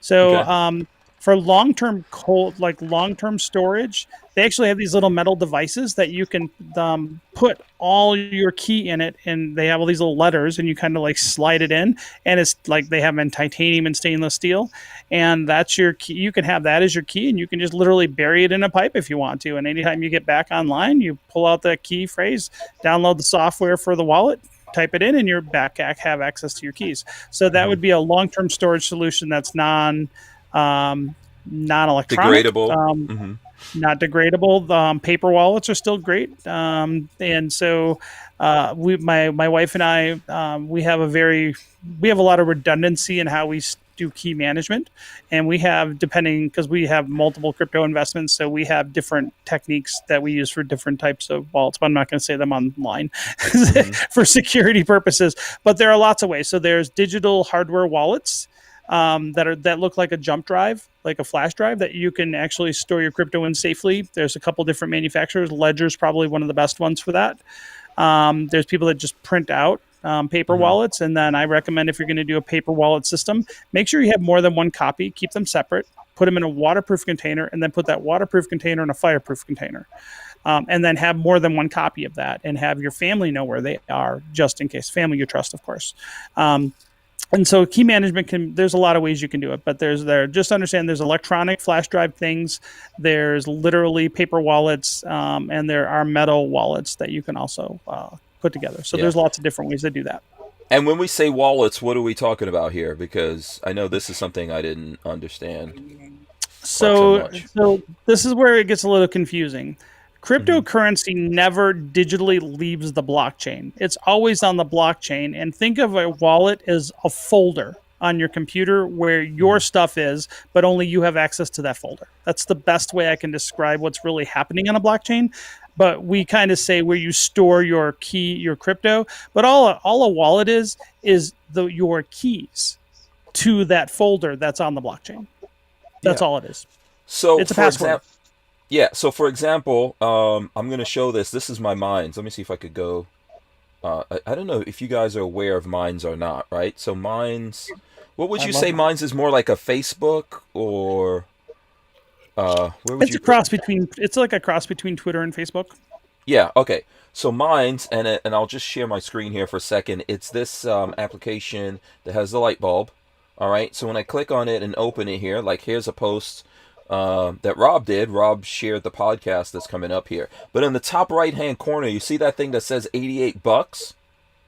For me posting stuff here on Mines and people looking at what I'm posting and other people that are posting things, I'm just like flipping through my Mines right now, right? For me posting that there's 88 whatever Mine things is, whatever that is. But the question is, how do I get that? Now, because Mines is on the blockchain, they're able to generate somehow they're generating their own token every time people interact with my stuff. I'm getting a piece of that token and it's building up there, and then I have to figure out a way to cash that out, right? So can you explain like how that works? Yeah. And I'm on Mines, and so on Mines you actually can set up and you can cash that out and then sell it and trade it at an exchange, and that exchange can convert the Mines tokens. So it's a little more complicated with Mines tokens, but essentially you can withdraw your Mines tokens to an Ethereum wallet, and then you can move those tokens to an exchange that trades Mines tokens, and you can trade those for another crypto or dollars and then cash it out and get a deposit in your bank account. Okay. The one thing I like about so the thing with Mines and then Odyssey, which is like a YouTube version like this, is they have this thing called tokenomics, another big word. But what it means is that they don't do paid advertising like YouTube. Remember, YouTube's free because you're the product. They're selling ads to you, or they're running ads to you. Well, they don't allow that on Mines. So what happens is you get compensated in Mines tokens, which are fungible, to interact and post. So, and then on top of that, you can do a thing called staking, another big word. But what I did, and I not only interact on the platform, and I get paid to interact on Mines, and I get paid to refer people to Mines. But on top of that, you can stake like certain types of crypto, and you earn interest. So I get a couple Mines tokens a day that I use to boost my content. So instead, I can't run ads on Mines, but you can boost content. And so I basically just lock up some of my Mines tokens and some of my Ethereum tokens, and I get the interest. And the interest that I get on Mines, I use to boost content on Mines instead of running ads. And it's all essentially free. It's just being, part of that community. They reward you if you're an active member of that community, unlike YouTube that doesn't give you crap and censors you and everything else. And Mine's also is a free speech platform. So they don't censor you because of your politics. Yeah. So, for example, if we were talking about YouTube here, even if you demonetize your videos on YouTube, YouTube has the right to monetize them and make money out of it. Just so you know. Yeah. So even if your stuff is not monetized, they could do that. I was talking to someone the other day that has actually a pretty big channel. It's not in the gun world, but they have a big channel, and they're not monetized because their channel is basically what you would look at as advertising. And we went to look at one of those videos, and there's advertising on it, and they're like, "Why the hell is there advertising?" And I said, "Yeah, YouTube can monetize your stuff and make money, even if you don't want that."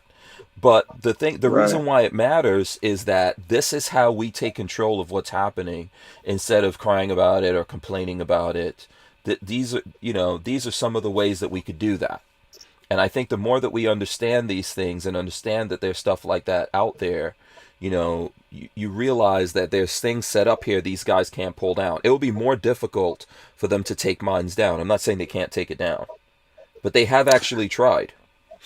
Yeah, they have tried, and they're trying with Odyssey and other things, but blockchain is about censorship resistance. So the thing about blockchain and crypto, and this is the heart of where it came from, is that there's not a central controller for most blockchains. So like with our TUSC blockchain, and we just went through this because we had to shut down the old blockchain to build, and everybody had to restart on the new updated code. But trying to get the peeps, since everyone who runs a computer, the servers that run a blockchain, they're all independently run, and you don't know who runs them most of the time because they're independent and they're all over the world. And so you have to verbally coordinate and try to broadcast messages to, hey, on this date we're gonna change things, so you need to shut down and run this new code. But what ends up happening is the idea is that because they're decentralized in this way, that they're independently owned and operated, that if your system was put on an Amazon web server and and you were a company and you did something the government doesn't like, they can come in and they can just arrest you and shut down that server, and boom, your website or whatever's down.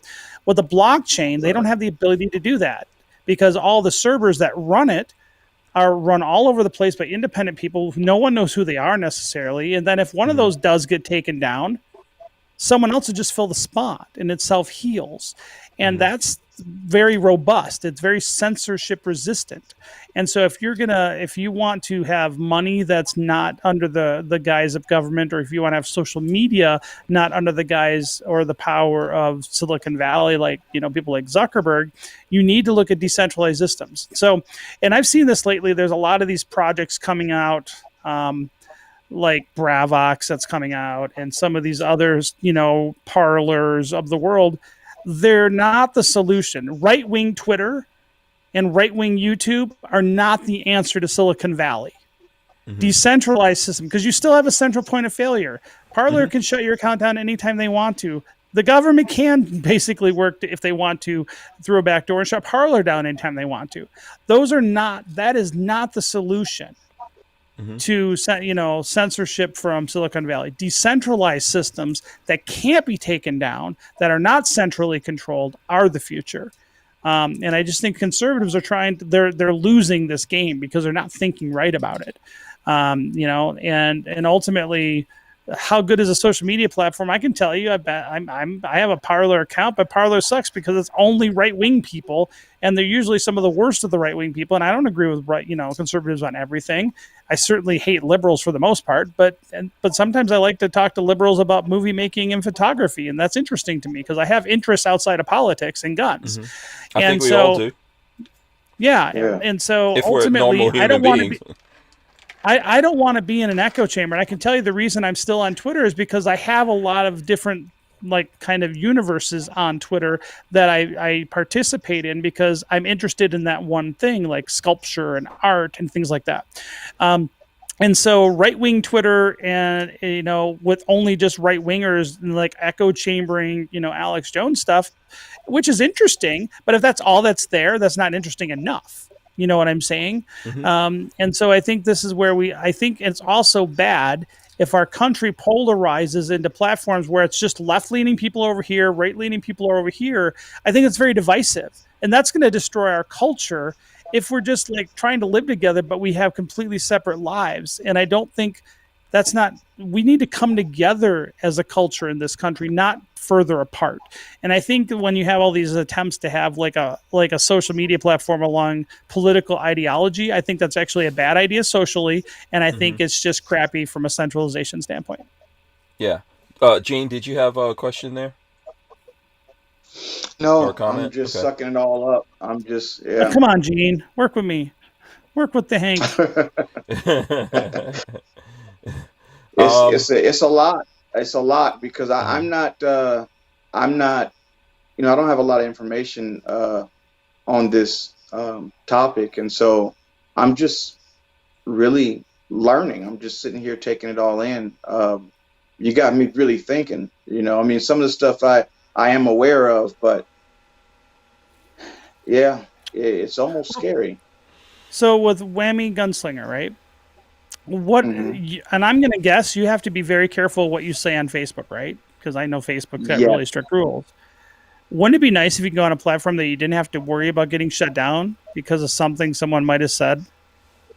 Yeah, which is Wouldn't what that we're be nice? working on exactly. Yeah, Yeah, which Well, is yeah. which is that's go to you mines. know, yeah, that's That's what's mines right happening. now. Let me share this thing that I was talking to you guys about here for a second. So this is from Iraq veteran 8888. He says, "Wow, I sure went full circle in a really short time. I went from being on the White House social media calls to having my Facebook page zucked for supporting Donald Trump and opposing David Chipman. What changed in the 9 years I had a Facebook page?" And he says this to the White House at Facebook. And then if you read it in here, he says, "Why am I one of the largest gun channels on the internet, arguably one of the most vocal, but magically lose my Facebook page after 9 years and gaining over 800,000 followers? What changed? No explanation, no email, no recourse." You know? yeah. So this is the thing. Like, and people may think, well, this doesn't matter. But if it doesn't matter and it goes away, we have no way to communicate and no way to organize which is the plan. Yeah. You know? And if a tree falls in the forest and no one's there to hear it, it doesn't make a sound. You know? Yeah. So with me and social media, and it's funny because I talked to Eric from Iraq Vet, and I told him not at this last one, but at the one before that Hank and I was at. I said you got to stop having all your eggs in the YouTube and Facebook baskets because they're just gonna. It's a stupid foundation at this point for anybody that's interested in free speech, conservative, anything gun related. If you're on anything from social, you're just gonna get your ass killed and shut down at some point if you're on Facebook or Google, YouTube. It's just a matter of when. It's not if anymore. And so to me, it's funny because I have a YouTube channel. I don't put anything there anymore. I don't care about it. I'm just like, it's not worth my time to let them monetize whatever I have. I'm not even going to I'm trying to reduce my footprint from people in Silicon Valley. And I think, like, take a look at Odyssey, which is like a YouTube, and take a look at Minds. At least they're not as big platforms yet, but the more of us that get on there and start putting good content out there, you at least don't have to worry about getting Right. shut down and demonetized. And I look at it like this: you can still do your Facebook page, but start building out that other footprint on something that's decentralized like Minds. And so if you do lose the bigger traffic site on Facebook, you still have this fallback. Yeah. That's exactly what we're working on too. So are you familiar with glocktalk.com? Either one of you? I've heard of Glock Talk. Yeah, sure. Okay, so they existed. That's where Hickok 45 came from. Okay. Okay. I was on there. Oh, this is when I was running the range. So it was around 06, 09, something around there. And he got his kick onto YouTube from there. There was somebody challenged him about being able to shoot far with a small gun, and he put a video up, and boom, he was gone. Now, that was before Facebook. Facebook comes along, and now you have all these, what used to be the internet full of forums everywhere, right? That's how it used to be. If you were into something, if you're into cars, if you're in the, you would go to a dedicated website, whereas a forum type platform, that was the thing at one point. Facebook comes along, and now everybody has, all their eggs in the basket of Facebook, like you were saying. Because it was easier. But I guess it was easier. because it was easier. And then you have glocktalk.com that is still on their separate thing, and they're still doing good. They're still doing well. They haven't, like, the traffic, if it went down, it just a little bit, not by a lot, and they're still going. They're connected to, I believe, something similar to, is it called Tappa Talk or something like that? But Avatar, yeah. But you could, yeah, okay, I don't know much about it, but yeah, go I'm ahead. not sure. Well, I'm not sure where you're going with that, but I think the thing is that even those things are vulnerable, right? And what I mean by that, AR15.com was taken down, and AR15.com that's been around for a long time. It's actually owned by by kind of like the Barnauls group. It's under the Barnauls umbrella right now, but that was taken down. So ultimately, you can have a forum, you can have a website. It could be taken down because they could pull your servers, unless your servers are on some kind of blockchain. Am I wrong about that, Rob? Well, servers can run blockchains, so but ultimately, I mean, there's definitely social media platforms on blockchains, and so I just think that I'm not sure what the winners are going to be long term, but I just think there's safer things right now than not. I just think that anything social media at this point, if it's centralized, I'm not a fan of it because there's no free speech. I mean, free speech platforms, I mean, used to be Right. social media. I mean, I've been on Twitter for a long time. Like I was there almost I started on Twitter like, I don't know, 13 years ago when they first started. And it was a very different place then. They didn't have all this censorship. It was a lot more fun, by the way. Mm-hmm. But that's what Minds is like. Minds is like social media like 10 years ago, 15 years ago. It's a lot more friendly and open. And yeah, there's jerks on there because the jerks have nowhere else to go, but you can block them on, Minds and on Odyssey too. So Yeah. Ultimately, I think we just need to try to wrap our heads around some of this stuff. I'm not trying to bore people to death or whatever, but I'm trying to say, and I don't think we can make anyone fully understand anything here. If you're interested, you can go dig into these things and search on YouTube, or on Google or whatever and find more info. But we need to wrap our heads around this stuff and we need to start thinking about it. So even if we don't start creating these things, when we see folks of our ilk creating them and working on these things, we need to pay attention, support where we can. No one's trying to tell you to drop your life savings into it or anything like that. Just pay attention to what's happening, and we will at least somehow be able to survive whatever it is that's coming and move forward. And ultimately, I think most people want to be free, and I think that's the reason why Rob is saying that it needs to be a fair exchange of ideas on this thing to keep it interesting. Just like we all saw in the last year or the last year and a half, when everyone gets scared, all of a sudden they become gun guys, right? Right. Right. Yeah. Can I ask you, Rob? So is a dedicated website just as vulnerable as Facebook? I don't see it that way, but I don't know as much as you yes, do. I mean, all right. Facebook can just. So if you look at I've the been banned case 3 times.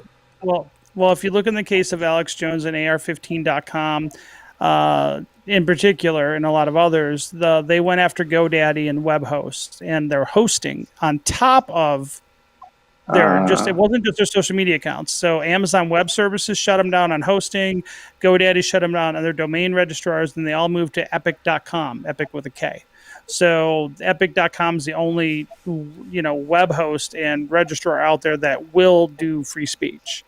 They still are a centralized system, but that system is centralized, though there are some blockchain-based domain name stuff coming out from unstoppabledomains.com. So there are, right now, we're in the foundations of how blockchains will revolutionize, but I believe we're in a technological arms race between people that want to use technology to, do tyranny and people using technology like decentralized technologies to free people. Or And I escape think, the tyranny. Right? right. Yeah.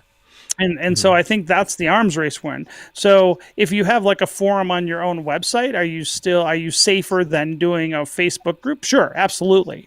But AR15.com had to move their hosting to Epic, and because of the Right. hosting problem. So understand there's a threat there too. It's just a little slightly higher up the chain threat.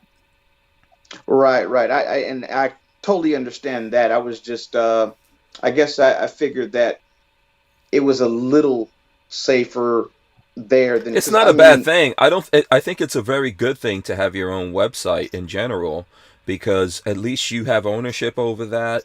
If the folks who are coming in there, they can sign up for your email list, so you have a way to communicate with them. If you have 8,000, 80,000, or 800,000 people following you on a Facebook page or on a YouTube channel or wherever, and they pull that from you, that's gone. That's right. Yeah. Yeah, Yeah. but if you have your own web page, you have that. Now the thing is how big are you? If you're Alex Jones and you go off and do your own web page and you're big enough that they're like, we have to shut this guy up, then they could have meetings and take you down. Would that necessarily happen to Whammy Gunslinger right now or Hank Strange right now? Probably not. But Right. if you get No, big enough, it but will happen. If people start paying attention to you and they don't like what you're saying, there's a high potential that could happen to you. Yeah, I so think it just what was the name of that? I'm sorry. What was the name of you said it was called Epic? EPIK, epic.com. They were recently hacked, but I believe they've fixed all that. But they're the registrar that the deplatform conservatives have mostly moved their social media presences to, because they'll put up, and like a lot of gun ones have already moved over there. Mm-hmm. Okay. Yeah. Obviously, there's a marketplace for this. You know, obviously there's a marketplace for this stuff of people doing things. What I always worry about is who owns these things, right?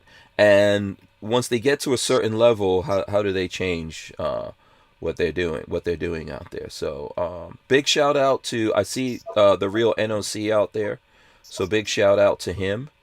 Do you guys, if anyone has any questions, or if you want to talk about some other stuff, there's a lot of things happening, I guess, out there in the in the news world. Is there something you guys, particularly on the front of the mind that you all want to talk about?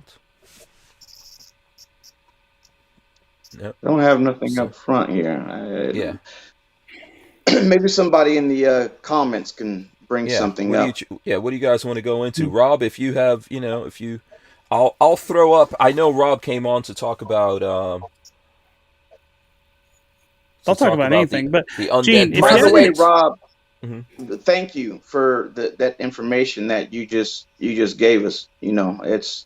I'm already working on that. Like my moderators and I were, we got together and we got this think tank going on, and we're trying to figure out how we need to get away from here. I had to create a new account and remove myself from being the admin and put a new one as the admin, because Facebook was literally going 3 years in the past and finding a post and then banning me for it for 3 years in the past.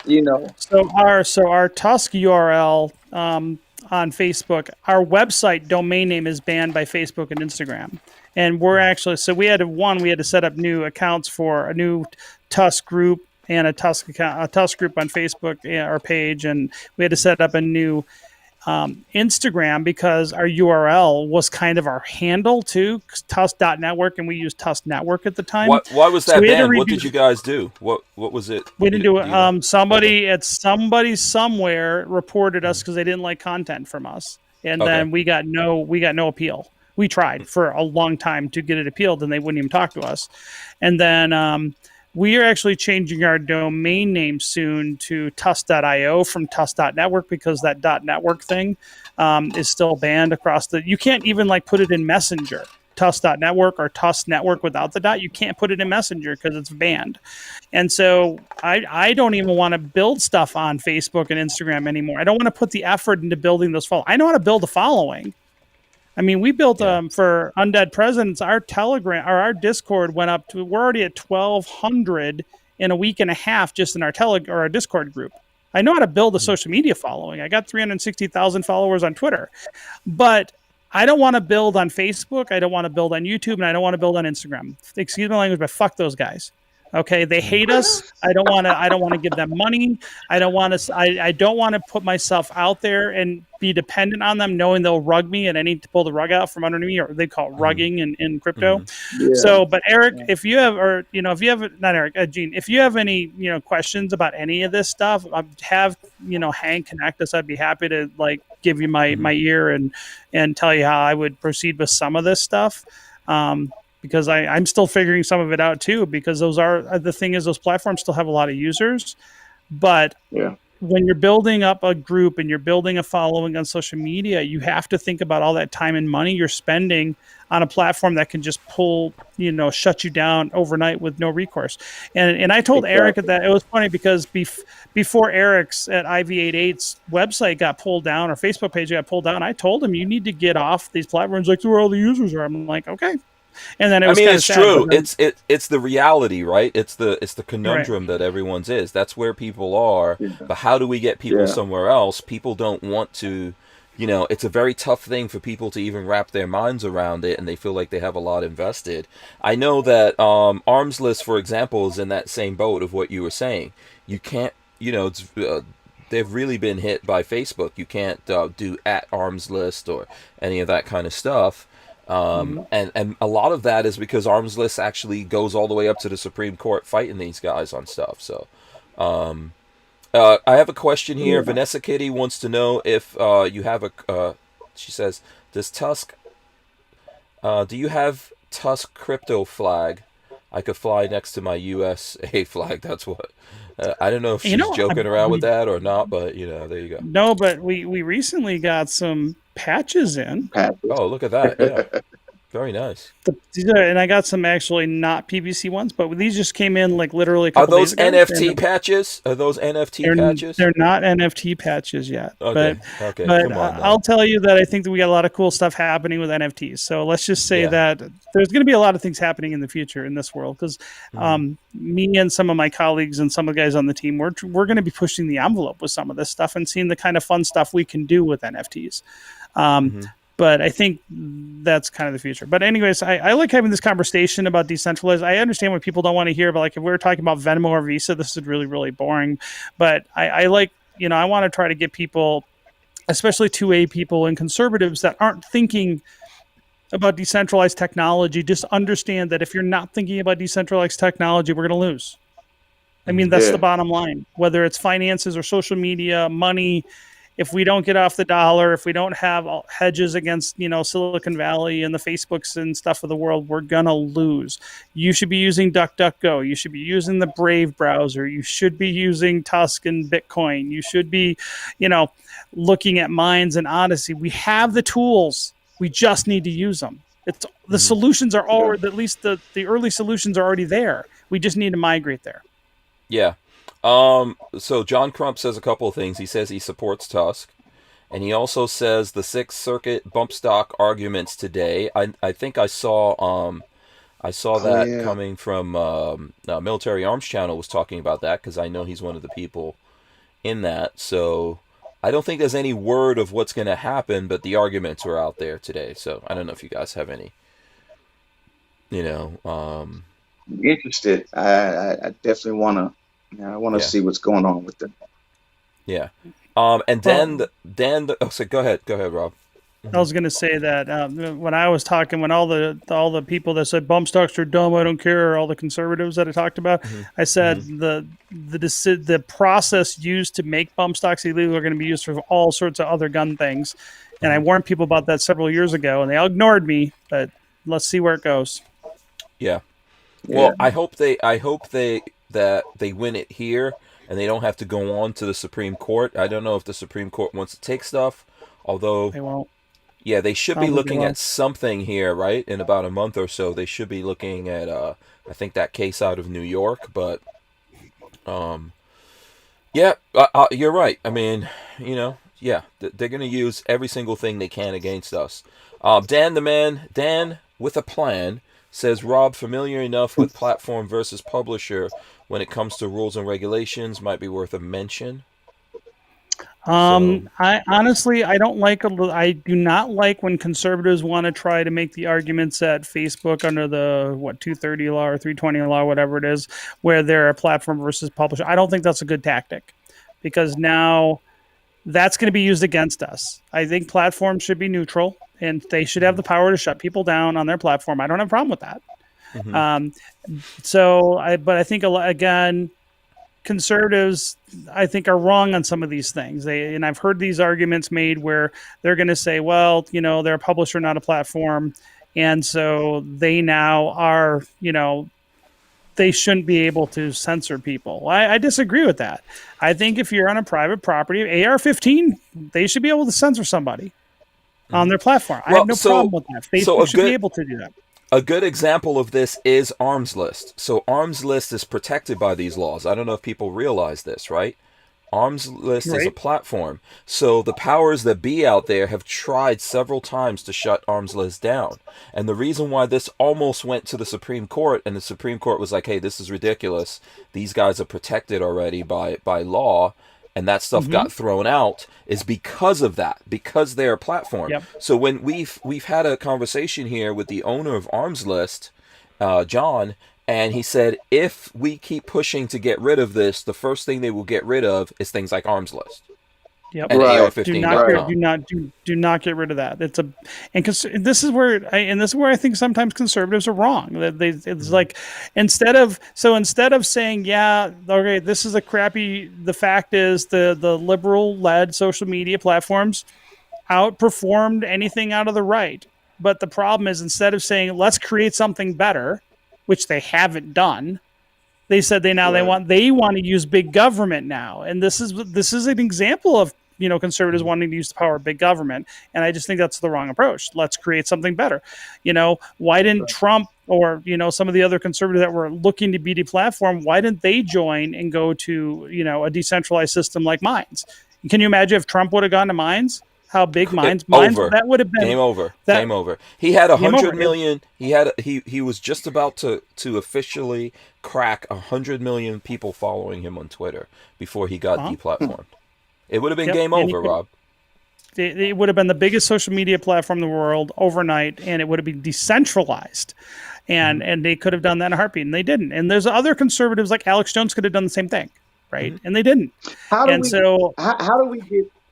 Sorry, didn't mean to cut you off. No, how do we get people to leave these? It's like they're on a plantation. How do we get these guys off these Facebook and whatnot and come over to a platform where we're not their slaves? And like, it's crazy what I have to do in order not to get banned. Like the words I have to adjust. It's insane, man. Like, I can't even joke with my cousin. I got banned for just joking with my cousin and saying I'm a kick your butt, and they banned me. Like, and, you know what I mean? Like, they're crazy. Right. How do we get people off of that and onto because Facebook, it seems like it's so easy for them, and that's where they're going to stay. Well, the thing what's happened is that they've just changed their policies to do these out. They've basically created these internal bots that go and snoof out things, going back 3 years, like you said, and then they're just calling based on these things. For instance, I have a big footprint on Twitter. I've been on Twitter since they started.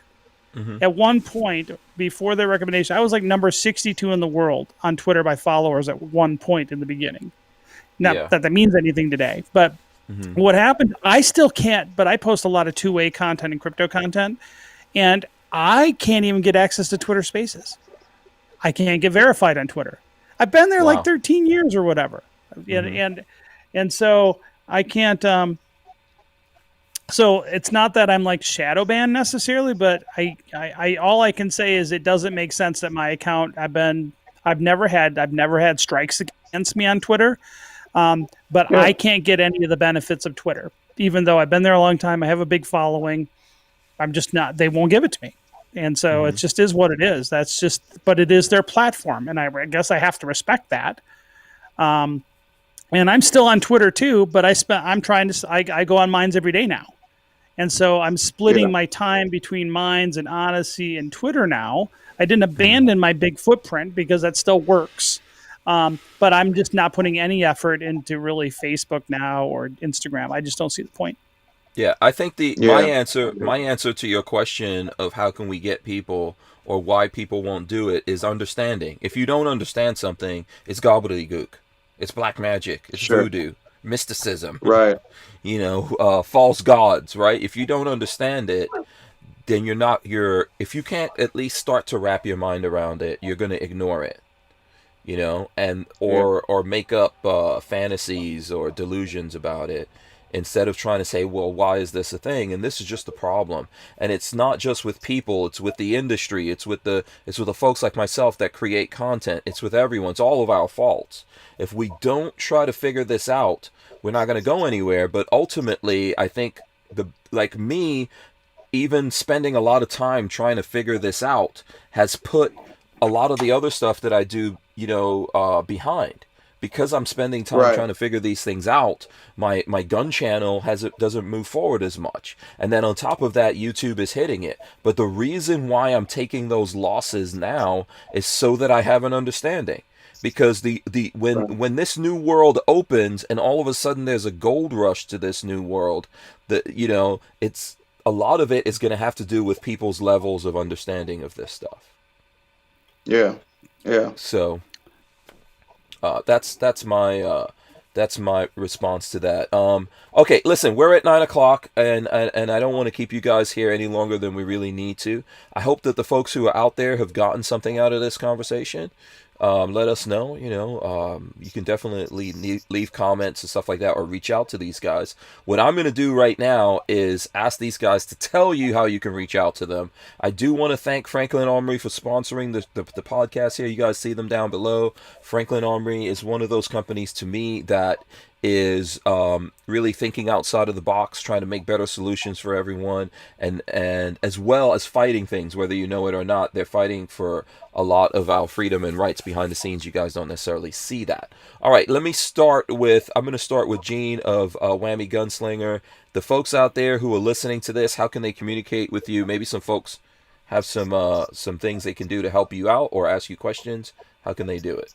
Absolutely. At the moment, it's Whammies on Facebook, gun group, and very, very diverse.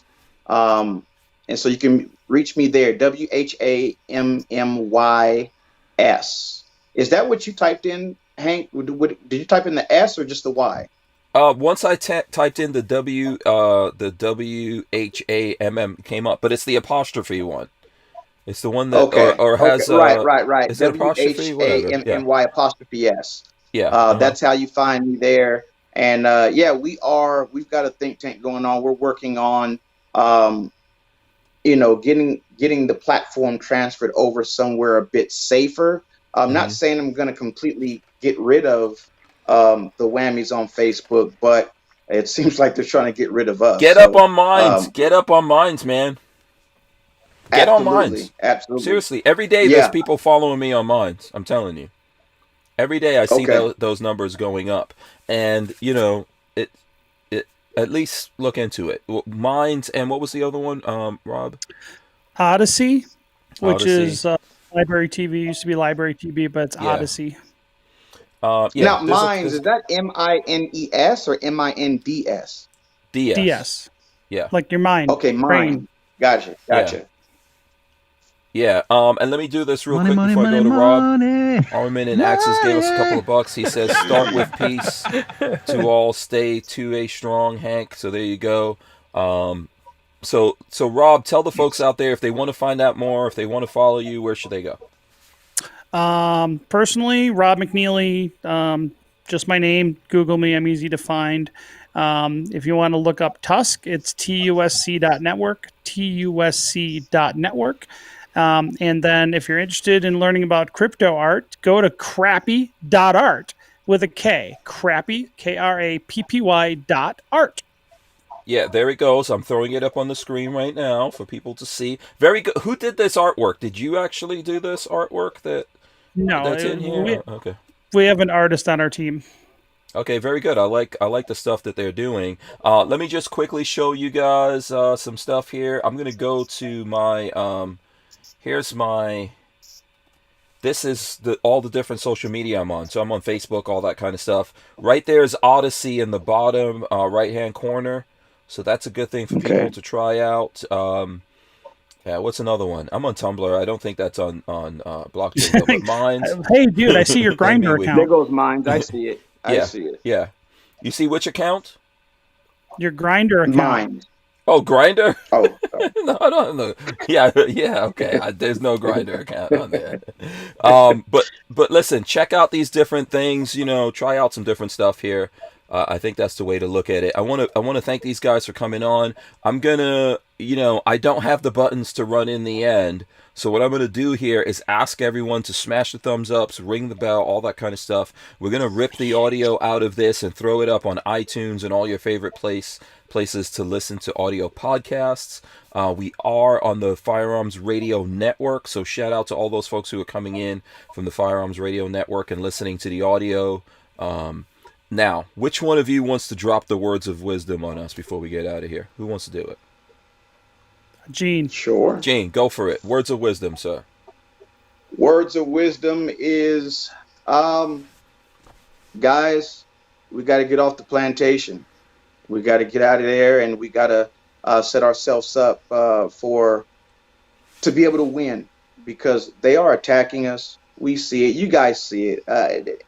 Most everyone that is conservative has been banned, or someone you know. So you know it's there. You know it's happening. We're being attacked.